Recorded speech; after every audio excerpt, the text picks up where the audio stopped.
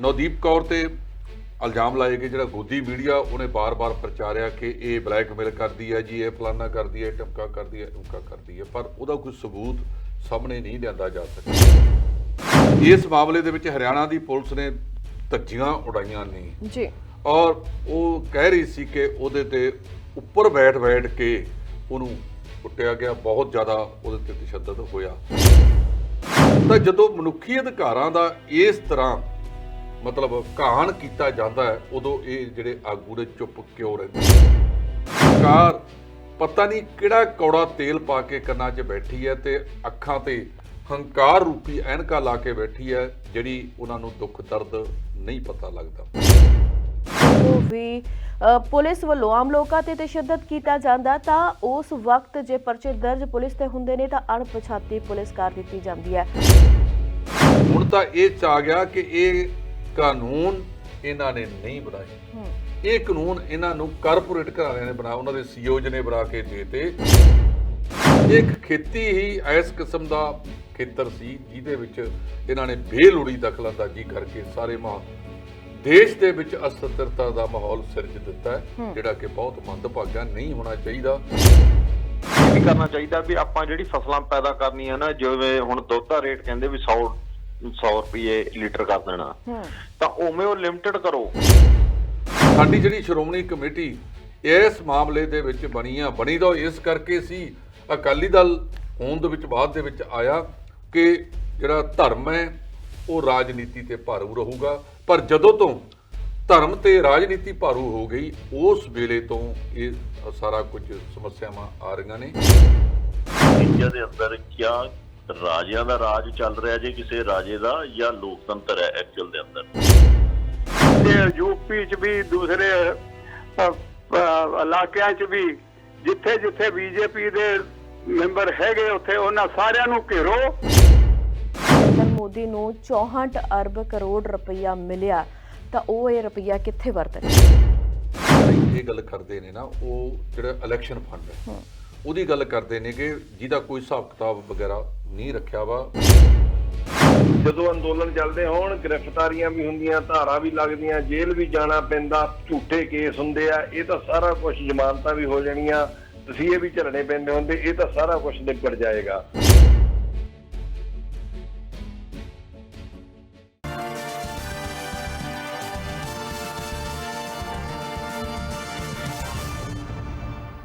ਸਤਿ ਸ਼੍ਰੀ ਅਕਾਲ ਜੀ, ਮੈਂ ਨਵਦੀਪ ਧਾਲੀਵਾਲ। ਤੁਸੀਂ ਵੇਖ ਰਹੇ ਹੋ ਸਾਡਾ ਖਾਸ ਪ੍ਰੋਗਰਾਮ ਨਿਊਜ਼ ਬਿਹਾਈਂਡ ਨਿਊਜ਼।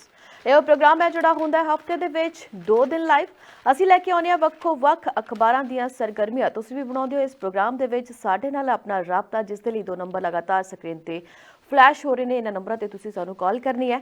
ਪਹਿਲਾ ਨੰਬਰ ਹੈਗਾ ਜੀ 888 923 2656। ਇਹ ਉਹ ਨੰਬਰ ਹੈ ਕਿ ਦੁਨੀਆ ਦੇ ਕਿਸੇ ਵੀ ਕੋਨੇ ਦੇ ਵਿੱਚ ਤੁਸੀਂ ਬੈਠੇ ਹੋ, ਡਾਇਰੈਕਟ ਸਾਡੇ ਨਾਲ ਆਪਣਾ ਰਾਬਤਾ ਕਾਇਮ ਕਰ ਸਕਦੇ ਹੋ। ਤੇ ਦੂਸਰਾ ਨੰਬਰ ਹੈ 0175 5156। ਇਹ ਉਹ ਨੰਬਰ ਹੈ ਕਿ ਜੇਕਰ ਤੁਸੀਂ ਪੰਜਾਬ ਜਾਂ ਭਾਰਤ ਦੇ ਵਸਨੀਕ ਹੋ ਤਾਂ ਡਾਇਰੈਕਟ ਸਾਡੇ ਨਾਲ ਸਟੂਡੀਓ ਦੇ ਵਿੱਚ ਆਪਣਾ ਰਾਬਤਾ ਬਣਾ ਸਕਦੇ ਹੋ। ਬਹੁਤ ਸਾਰੀਆਂ ਖਬਰਾਂ ਅੱਜ ਦੀਆਂ ਅਹਿਮ ਬ੍ਰਾਂਡ ਵਾਲੀਆਂ ਨੇ। ਤੁਹਾਡੇ ਪਿੰਡ, ਤੁਹਾਡੇ ਸ਼ਹਿਰ, ਤੁਹਾਡੇ ਗਲੀ ਮੁਹੱਲੇ ਦੀ ਕੋਈ ਖਬਰ ਹੁੰਦੀ ਹੈ ਉਹ ਵੀ ਸਾਡੇ ਨਾਲ ਸਾਂਝੀ ਕਰ ਸਕਦੇ ਹੋ, ਜਾਂ ਫਿਰ ਇਸ ਪ੍ਰੋਗਰਾਮ ਦੇ ਵਿੱਚ ਜਿਹੜੀ ਵੀ ਖਬਰ ਬਾਰੇ ਅਸੀਂ ਵਿਚਾਰ ਚਰਚਾ ਕਰਦੇ ਹਾਂ ਤੁਸੀਂ ਉਸ ਤੇ ਵੀ ਆਪਣਾ ਪੱਖ ਰੱਖ ਸਕਦੇ ਹੋ। ਸੋ ਪ੍ਰੋਗਰਾਮ ਦੀ ਸ਼ੁਰੂਆਤ ਹੋ ਚੱਲੀ ਹੈ ਜੀ। ਫੇਸਬੁੱਕ ਤੇ ਵੀ ਲਗਾਤਾਰ ਅਸੀਂ ਲਾਈਵ ਜਾ ਰਹੇ ਹਾਂ, ਉੱਥੇ ਵੀ ਤੁਸੀਂ ਆਪਣੇ ਸੁਝਾਅ ਰੱਖ ਸਕਦੇ ਹੋ। ਸੋ ਹੁਣ ਅਸੀਂ ਸਵਾਗਤ ਕਰਾਂਗੇ ਇਸ ਪ੍ਰੋਗਰਾਮ ਦਾ ਅਹਿਮ ਹਿੱਸਾ ਜਸਪਾਲ ਸਿੰਘ ਢਿੱਲੋਂ ਜੀ ਦਾ। ਢਿੱਲੋਂ ਸਾਹਿਬ, ਸਵਾਗਤ ਹੈ ਤੁਹਾਡਾ। ਬਹੁਤ ਬਹੁਤ ਮਿਹਰਬਾਨੀ, ਸ਼ੁਕਰੀਆ ਜੀ। ਜੀ, ਦਰਸ਼ਕ ਸਾਰੇ ਜਾਣਦੇ ਨੇ ਕਿ ਢਿੱਲੋਂ ਸਾਹਿਬ ਉਹ ਸ਼ਖਸੀਅਤ ਨੇ ਜਿਹੜੇ ਹਰ ਖਬਰ ਤੇ ਤਿੱਖੀ ਨਜ਼ਰ ਰੱਖਦੇ ਨੇ, ਬਿਊਰੋ ਚੀਫ ਨੇ, ਸੀਨੀਅਰ ਪੱਤਰਕਾਰ ਨੇ, ਹਰਦਮ ਫੀਲਡ ਦੇ ਵਿੱਚ ਰਹਿੰਦੇ ਨੇ। ਇਹਨਾਂ ਦਾ ਸਾਡੇ ਕੋਲ ਆਉਣਾ ਬਹੁਤ ਜ਼ਰੂਰੀ ਹੁੰਦਾ ਹੈ ਕਿਉਂਕਿ ਸਾਨੂੰ ਹਰ ਖਬਰ ਤੇ ਵਿਸਤਾਰ ਸਹਿਤ ਜਾਣਕਾਰੀ ਚਾਹੀਦੀ ਹੈ ਤਾਂ ਕਿ ਅਸੀਂ ਆਪਣੇ ਦਰਸ਼ਕਾਂ ਨੂੰ ਜਾਣਕਾਰੀ ਭਰਪੂਰ ਹਰ ਖਬਰ ਮੁਹੱਈਆ ਕਰਵਾ ਸਕੀਏ। ਸੋ ਅੱਜ ਦੀਆਂ ਖਬਰਾਂ ਦੇ ਵਿੱਚੋਂ ਸਭ ਤੋਂ ਅਹਿਮ ਖਬਰ ਅਸੀਂ ਲਵਾਂਗੇ ਕਿਸਾਨ ਅੰਦੋਲਨ ਬਾਰੇ, ਖਾਸ ਕਰਕੇ ਇਹ ਕਿ ਭਾਰਤੀ ਸਮੇਂ ਦੇ ਮੁਤਾਬਿਕ ਕੱਲ੍ਹ ਦਾ ਜਿਹੜਾ ਦਿਹਾੜਾ ਸੀ ਕਿ ਭਗਤ ਰਵਿਦਾਸ ਜੀ ਦਾ ਜਨਮ ਦਿਹਾੜਾ ਪੂਰੀ ਸ਼ਰਧਾ ਤੇ ਭਾਵਨਾ ਦੇ ਨਾਲ ਮਨਾਇਆ ਗਿਆ, ਜਿਸ ਦੇ ਮੱਦੇਨਜ਼ਰ ਸਿੰਘੂ ਬਾਰਡਰ ਤੇ ਨਗਰ ਕੀਰਤਨ ਸਜਾਇਆ ਗਿਆ। ਉਸ ਦੀਆਂ ਝਲਕੀਆਂ ਤੁਸੀਂ ਵੀ ਤਸਵੀਰਾਂ ਦੇ ਵਿੱਚ ਵੇਖੀਆਂ ਹੋਣਗੀਆਂ। ਅੱਜ ਦੀਆਂ ਸਾਰੀਆਂ ਅਖਬਾਰਾਂ ਦੇ ਵਿੱਚ ਵੱਡੀਆਂ ਤਸਵੀਰਾਂ ਲੱਗੀਆਂ ਹੋਈਆਂ ਨੇ, ਜਿਸ ਦੇ ਨਾਲ ਸਾਨੂੰ ਲੱਗਦਾ ਹੈ ਕਿ ਸਾਡੇ ਕਿਸਾਨ ਭਰਾ ਹਰ ਦਿਹਾੜੇ ਨੂੰ ਬੜੀ ਹੀ ਸ਼ਰਧਾ ਦੇ ਨਾਲ, ਬੜੀ ਹੀ ਸ਼ਾਂਤਮਈ ਢੰਗ ਦੇ ਨਾਲ ਮਨਾਉਂਦੇ ਨੇ। ਤੇ ਇਸ ਦੇ ਨਾਲ ਹੀ ਚੰਦਰ ਸ਼ੇਖਰ ਆਜ਼ਾਦ ਦਾ ਜਿਹੜਾ ਦਿਹਾੜਾ ਉਹ ਵੀ ਮਨਾਇਆ ਗਿਆ, ਜਿਸ ਨੂੰ ਕਿਸਾਨ ਮਜ਼ਦੂਰ ਏਕਤਾ ਦਿਵਸ ਦੇ ਵਜੋਂ ਮਨਾਇਆ ਗਿਆ। ਤਾਂ ਸਾਂਝੇ ਰੂਪ ਦੇ ਵਿੱਚ ਉੱਥੇ ਸਾਰੇ ਜਾਣੇ ਇਕੱਠੇ ਹੋਏ ਤੇ ਉੱਥੇ ਹੀ ਬੀਤੇ 2-3 ਦਿਨ ਪਹਿਲਾਂ ਜੇਲ੍ਹ ਚੋਂ ਰਿਹਾ ਹੋਈ ਨੌਦੀਪ ਕੌਰ ਉਹ ਵੀ ਉੱਥੇ ਪਹੁੰਚੀ, ਤਾਂ ਜਿਸ ਨੇ ਕਿਹਾ ਕਿ ਕਿਸਾਨ ਤੇ ਮਜ਼ਦੂਰ ਦਾ ਜਿਹੜਾ ਰਿਸ਼ਤਾ ਹੈ ਉਹ 9 ਮਾਸ ਦਾ ਰਿਸ਼ਤਾ ਜੋ ਕਦੇ ਵੀ ਟੁੱਟਣ ਵਾਲਾ ਨਹੀਂ ਹੈ। ਜੇ ਇਹ ਕਿਸਾਨੀ ਸੰਘਰਸ਼ ਚੱਲਿਆ ਤਾਂ ਹੀ ਮਜ਼ਦੂਰਾਂ ਦੀਆਂ ਆਵਾਜ਼ਾਂ ਵੀ ਬੁਲੰਦ ਹੋਈਆਂ। ਸੋ ਕੱਲ ਦਾ ਦਿਨ ਬੜਾ ਹੀ ਖਾਸ ਸੀ ਸਿੰਘੂ ਬਾਰਡਰ ਤੇ, ਖਾਸ ਕਰਕੇ ਬਹੁਤ ਕੁਝ ਉੱਥੇ ਵੇਖਣ ਨੂੰ ਮਿਲਿਆ। ਤਾਂ ਇਸ ਪੂਰੀ ਖਬਰ ਦੇ ਲਈ ਅਸੀਂ ਵਧਾਂਗੇ ਢਿੱਲੋਂ ਸਾਹਿਬ। ਢਿੱਲੋਂ ਸਾਹਿਬ, ਤੁਹਾਡਾ ਕੀ ਕਹਿਣਾ? ਦੇਖੋ, ਕਿਸਾਨ ਦਿੱਲੀ ਦੇ ਬਾਰਡਰਾਂ ਤੇ 3 ਮਹੀਨੇ ਤੋਂ ਵੱਧ ਸਮਾਂ ਉਹਨਾਂ ਨੂੰ ਹੋ ਗਿਆ। 26 ਨਵੰਬਰ ਨੂੰ ਉੱਥੇ ਪਹੁੰਚੇ ਸਨ ਜੀ। ਹਰਿਆਣੇ ਵਾਲੇ ਕਿਸਾਨ ਇੱਕ ਦਿਨ ਪਹਿਲਾਂ 25 ਨਵੰਬਰ ਨੂੰ ਹੀ ਪਹੁੰਚ ਗਏ ਸਨ। ਉਹ ਲਗਾਤਾਰ ਬੈਠੇ ਨੇ, ਲੇਕਿਨ ਜਿਹੜੇ ਸਾਡੇ ਸ਼ਹੀਦ ਨੇ, ਪੀਰ ਪੈਗੰਬਰ ਗੁਰੂ, ਉਹਨਾਂ ਸਭ ਦੇ ਦਿਹਾੜੇ ਉਹ ਬੜੀ ਸ਼ਰਧਾ ਨਾਲ ਮਨਾਏ ਜਾਂਦੇ ਨੇ। ਉਹਦੇ ਵਿੱਚ ਕੋਈ ਵਿਤਕਰਾ ਨਹੀਂ ਕੀਤਾ ਜਾਂਦਾ। ਹਰ ਧਰਮ ਦਾ ਜਿਹੜਾ ਦਿਹਾੜਾ ਉਹਨੂੰ ਮਨਾਇਆ ਜਾਂਦਾ। ਕੱਲ ਭਗਤ ਰਵਿਦਾਸ ਜੀ ਦਾ ਪ੍ਰਕਾਸ਼ ਦਿਹਾੜਾ ਸੀ ਜੀ। ਉਹਨਾਂ ਦੇ ਨਾਲ ਹੀ ਜਿਹੜੇ ਚੰਦਰ ਸ਼ੇਖਰ ਆਜ਼ਾਦ ਉਹਨਾਂ ਦਾ ਸ਼ਹਾਦਤ ਦਿਵਸ ਸੀ। ਉਹਨਾਂ ਦੋਨਾਂ ਨੂੰ ਉਹਨਾਂ ਨੇ ਮਨਾਇਆ, ਬੜੀ ਸ਼ਰਧਾ ਦੇ ਨਾਲ ਮਨਾਇਆ।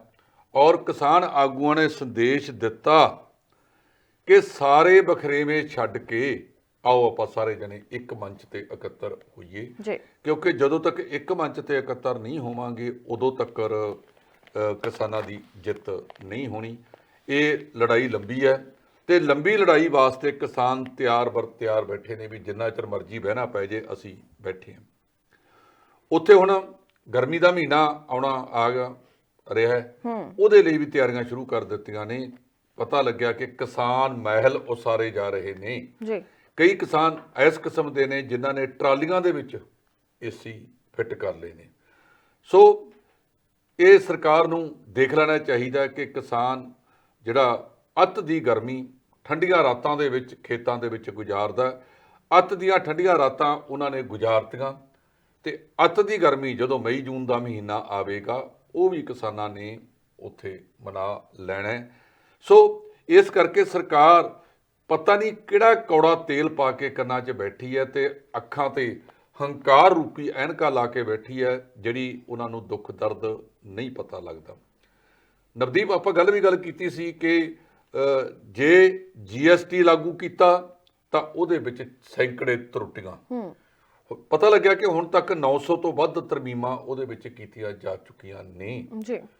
ਤਾਂ ਕਿਹੜੇ ਪ੍ਰੋਫੈਸਰ ਨੇ ਤੁਹਾਨੂੰ ਇਹ ਮਖੌਟਾ ਤਿਆਰ ਕਰਕੇ ਦਿੱਤਾ ਸੀ ਜਿਹੜਾ ਤੁਸੀਂ ਬਣਾ ਕੇ ਰੱਖਦੇ ਹੋ? ਕਿਹੜਿਆਂ ਨੇ ਕਿਹਾ ਸੀ ਕਿ ਹੁਣ ਕਿਸਾਨਾਂ ਨੂੰ ਕਹਿਣ ਨੂੰ ਤਿਆਰ ਨੇ? ਜਦੋਂ ਮੀਟਿੰਗਾਂ ਦੇ ਵਿੱਚ ਬੈਠਦੇ ਨੇ ਇਹ ਜਿਹੜਾ ਖੇਤੀਬਾੜੀ ਮੰਤਰੀ ਆ ਨਰਿੰਦਰ ਤੋਮਰ, ਮੈਨੂੰ ਸਮਝ ਨਹੀਂ ਆਉਂਦੀ ਕਿ ਜਦੋਂ ਕਿਸਾਨਾਂ 'ਚ ਬਹਿੰਦਾ, ਹਾਂ ਤੁਹਾਡੀ ਗੱਲ ਵੀ ਠੀਕ ਹੈ, ਤੁਸੀਂ ਵੀ ਠੀਕ ਕਹਿ ਰਹੇ ਹੋ, ਤਾਂ ਇਹ ਤਰਮੀਮ ਕੀਤੀ ਜਾ ਸਕਦੀ ਆ, ਆਹ ਤਰਮੀਮ ਕੀਤੀ ਜਾ ਸਕਦੀ ਹੈ। ਇਹ ਕਿਸਾਨ ਆਗੂ ਕਹਿੰਦੇ ਨੇ ਕਿ ਜਦੋਂ ਮੀਟਿੰਗਾਂ ਦੇ ਵਿੱਚ ਮੈਨੂੰ ਠੀਕ ਹੈ ਇਹਨੂੰ ਸੋਧ ਦਿੰਦੇ ਆ। ਇਹਦਾ ਮਤਲਬ ਜੇ ਸੋਧ ਦਿੰਦੇ ਆ ਤਾਂ ਕਿਤੇ ਨਾ ਕਿਤੇ ਤੁਸੀਂ ਜਿਹੜਾ ਇਹ ਕਾਨੂੰਨ ਬਣਾਏ ਨੇ ਉਹ ਕਾਨੂੰਨ ਖਰੇ ਨਹੀਂ ਉਤਰਦੇ, ਉਹਦੇ ਵਿੱਚ ਸਮੱਸਿਆਵਾਂ ਨੇ। ਸੋ ਇਹ ਜਿਹੀ ਸਥਿਤੀ ਦੇ ਵਿੱਚ ਫਿਰ ਸਾਨੂੰ ਬਹੁਤ ਕੁਝ ਦੇਖਣ ਦੀ ਜ਼ਰੂਰਤ ਹੈਗੀ ਹੈ। ਤੁਸੀਂ ਉਹ ਬਣਾਏ ਕਿਉਂ ਨੇ? ਹੁਣ ਤਾਂ ਇਹ 'ਚ ਆ ਗਿਆ ਕਿ ਇਹ ਕਾਨੂੰਨ ਇਹਨਾਂ ਨੇ ਨਹੀਂ ਬਣਾਏ, ਇਹ ਕਾਨੂੰਨ ਇਹਨਾਂ ਨੂੰ ਕਾਰਪੋਰੇਟ ਘਰਾਣਿਆਂ ਨੇ ਬਣਾਇਆ, ਉਹਨਾਂ ਦੇ CEOs ਨੇ ਬਣਾ ਕੇ ਦੇਤੇ। ਜਿਵੇਂ ਕਿਸਾਨ ਆਗੂ ਬਲਵੀਰ ਸਿੰਘ ਰਾਜੇਵਾਲ ਹੋਰੀ ਕਹਿੰਦੇ ਆ ਕਿ ਜਦੋਂ ਮੀਟਿੰਗ ਹੋਈ ਸੀ ਤਾਂ ਉਸ ਵਿੱਚ ਸਭ ਤੋਂ ਵੱਧ CEO ਬੈਠੇ ਸੀਗੇ ਇਹਨਾਂ ਦੇ ਕਾਰਪੋਰੇਟ ਘਰਾਣਿਆਂ ਦੇ। ਉਹ CEO ਨੇ ਤਾਂ ਉਹ ਕੁਝ ਬਣਾਉਣਾ ਜਿਹੜਾ ਉਹਦੇ ਮਾਲਕ ਦਾ ਕਿਹਾ ਹੋਇਆ ਹੈ, ਉਹਨਾਂ ਦੇ ਮੁਤਾਬਕ ਉਹਨਾਂ ਦੇ ਮੁਨਾਫੇ ਕਿਵੇਂ ਵਧਣੇ ਨੇ। ਇਹ ਇੱਕ ਖੇਤੀ ਹੀ ਇਸ ਕਿਸਮ ਦਾ ਖੇਤਰ ਸੀ ਜਿਹਦੇ ਵਿੱਚ ਇਹਨਾਂ ਨੇ ਬੇਲੋੜੀ ਦਖਲਅੰਦਾਜ਼ੀ ਕਰਕੇ ਸਾਰੇ ਦੇਸ਼ ਦੇ ਵਿੱਚ ਅਸਥਿਰਤਾ ਦਾ ਮਾਹੌਲ ਸਿਰਜ ਦਿੱਤਾ ਹੈ, ਜਿਹੜਾ ਕਿ ਬਹੁਤ ਮੰਦਭਾਗਾ ਨਹੀਂ ਹੋਣਾ ਚਾਹੀਦਾ। ਸੋ ਲਗਾਤਾਰ ਅਸੀਂ ਇਹਨੂੰ ਦੇਖਦੇ ਆ ਰਹੇ ਹਾਂ। ਸੋ ਕੱਲ ਜਦੋਂ ਕਿਸਾਨਾਂ ਨੇ ਉੱਥੇ ਇਹ ਦਿਹਾੜੇ ਮਨਾਏ, ਉਹਨਾਂ ਨੇ ਕਿਹਾ ਕਿ ਭਗਤ ਰਵਿਦਾਸ ਜੀ ਜਿਹੜੇ ਕਿ ਕਿਰਤ ਦੇ ਪੀਰ ਸੀ, ਸਾਡੇ ਕਿਰਤ ਦੇ ਸੀ, ਉਹਨਾਂ ਨੇ ਕਿਰਤ ਹੱਥੀਂ ਕੀਤੀ ਅਤੇ ਸਾਨੂੰ ਕਿਰਤ ਕਰਨੀ ਦਾ ਸੰਦੇਸ਼ ਦਿੱਤਾ। ਉਹਨਾਂ ਨੇ ਰਵਿਦਾਸ ਜੀ ਨੇ ਨਾਲ ਆਪਣੀ ਜਿਹੜੀ ਵੀ ਗੁਰਬਾਣੀ ਰਚੀ, ਬਾਣੀ ਰਚੀ, ਗੁਰੂ ਸਾਹਿਬ ਨੇ ਉਹਨਾਂ ਨੂੰ ਬਕਾਇਦਾ ਗੁਰੂ ਗ੍ਰੰਥ ਸਾਹਿਬ ਦੇ ਵਿੱਚ ਬੜੇ ਅਦਬ ਤੇ ਸਤਿਕਾਰ ਨਾਲ ਬਣਦਾ ਸਥਾਨ ਦਿੱਤਾ। ਜਦੋਂ ਅਸੀਂ ਗੁਰੂ ਗ੍ਰੰਥ ਸਾਹਿਬ ਨੂੰ ਸਜਦਾ ਕਰਦੇ ਹਾਂ, ਮੱਥਾ ਟੇਕਦੇ ਹਾਂ, ਤਾਂ ਅਸੀਂ ਉਹ ਜਿਨ੍ਹਾਂ ਦੀ ਸਾਰੀ ਸਮੁੱਚੀ ਬਾਣੀ ਜਿਹੜੀ ਭਾਵੇਂ ਭਗਤਾਂ ਦੀ ਹੈ, ਭੱਟਾਂ ਦੀ ਹੈ, ਗੁਰੂ ਸਾਹਿਬਾਨਾਂ ਦੀ ਹੈ ਜਾਂ ਹੋਰ ਹੈ, ਉਹਨੂੰ ਸਜਦਾ ਕਰਦੇ ਹਾਂ। ਸੋ ਭਗਤ ਰਵਿਦਾਸ ਜੀ ਦਾ ਇੱਕ ਬਹੁਤ ਵੱਡਾ ਸਥਾਨ ਗੁਰੂ ਗ੍ਰੰਥ ਸਾਹਿਬ ਦੇ ਵਿੱਚ ਹੈਗਾ। ਕੱਲ ਪੂਰੇ ਵਿਸ਼ਵ ਦੇ ਵਿੱਚ ਉਹਨਾਂ ਦਾ ਜਿਹੜਾ ਪ੍ਰਕਾਸ਼ ਦਿਹਾੜਾ ਸੀ ਉਹ ਸੰਗਤਾਂ ਨੇ ਬੜੇ ਉਤਸ਼ਾਹ ਨਾਲ ਮਨਾਇਆ। ਇਸੇ ਤਰ੍ਹਾਂ ਜਿਹੜਾ ਚੰਦਰ ਸ਼ੇਖਰ ਆਜ਼ਾਦ ਦਾ ਬਲੀਦਾਨ ਦਿਵਸ ਸੀ, ਸ਼ਹਾਦਤ ਦਿਵਸ ਸੀ, ਉਹਨੂੰ ਵੀ ਅਸੀਂ ਬੜੇ ਸ਼ਰਧਾ ਦੇ ਨਾਲ ਮਨਾਇਆ। ਔਰ ਇਹਦੇ ਨਾਲ ਨਵਦੀਪ ਤੁਸੀਂ ਦੇਖੋਗੇ ਕਿ ਜਦੋਂ ਅਸੀਂ ਇਹ ਸਾਰਾ ਕੁਝ ਉੱਥੇ ਇਸ ਤਰੀਕੇ ਨਾਲ ਮਨਾਉਂਦੇ ਹਾਂ ਤਾਂ ਲੋਕਾਂ ਦੇ ਵਿੱਚ ਜਾਂਦੀ ਆ, ਲੋਕਾਂ ਬਾਰੇ ਪਤਾ ਲੱਗਦਾ। ਅਸੀਂ ਤਾਂ ਬਹੁਤ ਚਿਰ ਤੋਂ ਕਹਿ ਰਹੇ ਹਾਂ ਕਿ ਸਾਡਾ ਇਤਿਹਾਸ ਬਹੁਤ ਵੱਡਾ ਹੈਗਾ, ਪਰ ਉਹਨੂੰ ਉਸ ਤਰੀਕੇ ਨਾਲ ਪ੍ਰਚਾਰਿਆ ਨਹੀਂ ਜਾ ਰਿਹਾ ਜਿਹੜੇ ਤਰੀਕੇ ਨਾਲ ਪ੍ਰਚਾਰਿਆ ਜਾਣਾ ਚਾਹੀਦਾ ਸੀ। ਸਾਡੀ ਜਿਹੜੀ ਸ਼੍ਰੋਮਣੀ ਕਮੇਟੀ ਇਸ ਮਾਮਲੇ ਦੇ ਵਿੱਚ ਬਣੀ ਤਾਂ ਇਸ ਕਰਕੇ ਸੀ, ਅਕਾਲੀ ਦਲ ਹੋਂਦ ਦੇ ਵਿੱਚ ਬਾਅਦ ਦੇ ਵਿੱਚ ਆਇਆ ਕਿ ਜਿਹੜਾ ਧਰਮ ਹੈ ਉਹ ਰਾਜਨੀਤੀ ਤੇ ਭਾਰੂ ਰਹੂਗਾ। ਪਰ ਜਦੋਂ ਤੋਂ ਧਰਮ ਤੇ ਰਾਜਨੀਤੀ ਭਾਰੂ ਹੋ ਗਈ, ਉਸ ਵੇਲੇ ਤੋਂ ਇਹ ਸਾਰਾ ਕੁਝ ਸਮੱਸਿਆਵਾਂ ਆ ਰਹੀਆਂ ਨੇ।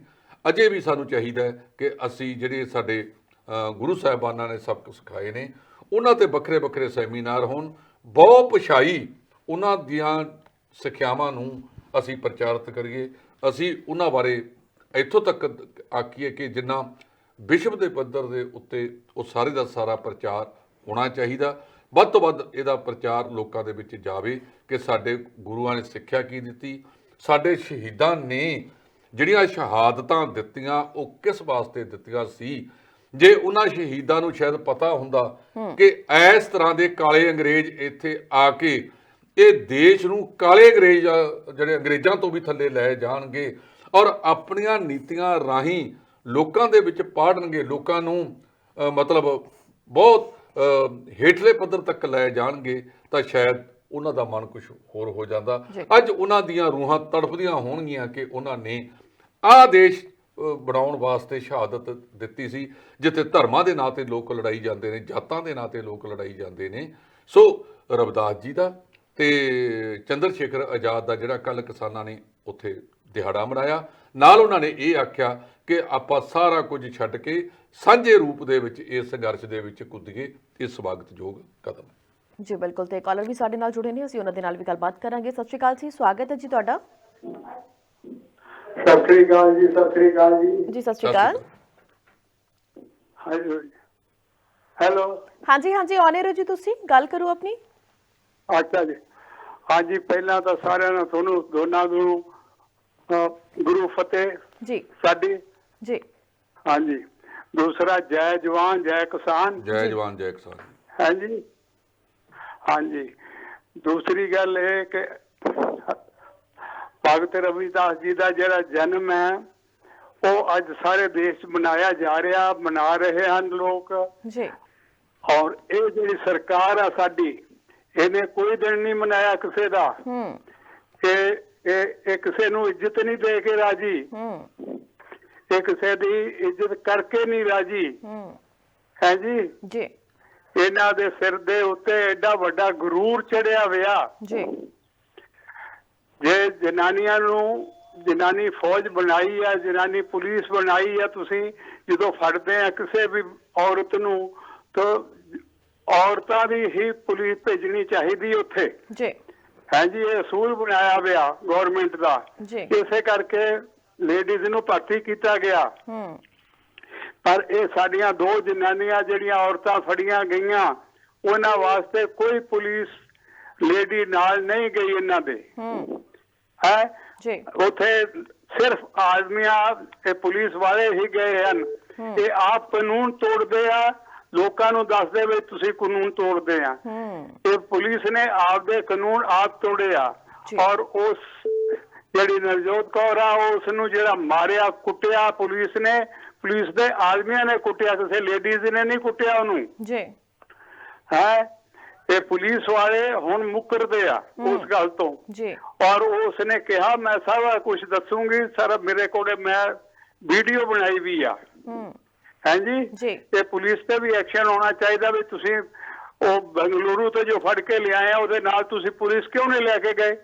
ਲੇਡੀ ਪੁਲਿਸ ਚਾਹੀਦੀ ਸੀ ਤੁਹਾਨੂੰ ਨਾਲ, ਜਦੋਂ ਤੁਸੀਂ ਤੁਹਾਨੂੰ ਪਤਾ ਤੁਸੀਂ ਲੇਡੀਜ਼ ਨੂੰ ਫੜਨਾ ਹੈ ਜੀ। ਜੀ ਜੀ ਜੀ ਬਿਲਕੁਲ। ਅੱਛਾ ਹਾਂਜੀ, ਦੂਸਰੀ ਮੇਰੀ ਬੇਨਤੀ ਇਹ ਆ ਕਿ 5 ਸਟੇਟਾਂ ਦੇ ਵਿੱਚ ਹੁਣ ਇਲੈਕਸ਼ਨ ਆ ਰਹੇ ਆ ਜੀ, ਤੇ ਸਾਡਾ ਕੰਮ ਇਹ ਬਣਦਾ ਉੱਥੇ ਜਿੰਨਾ ਰੱਜ ਕੇ ਆ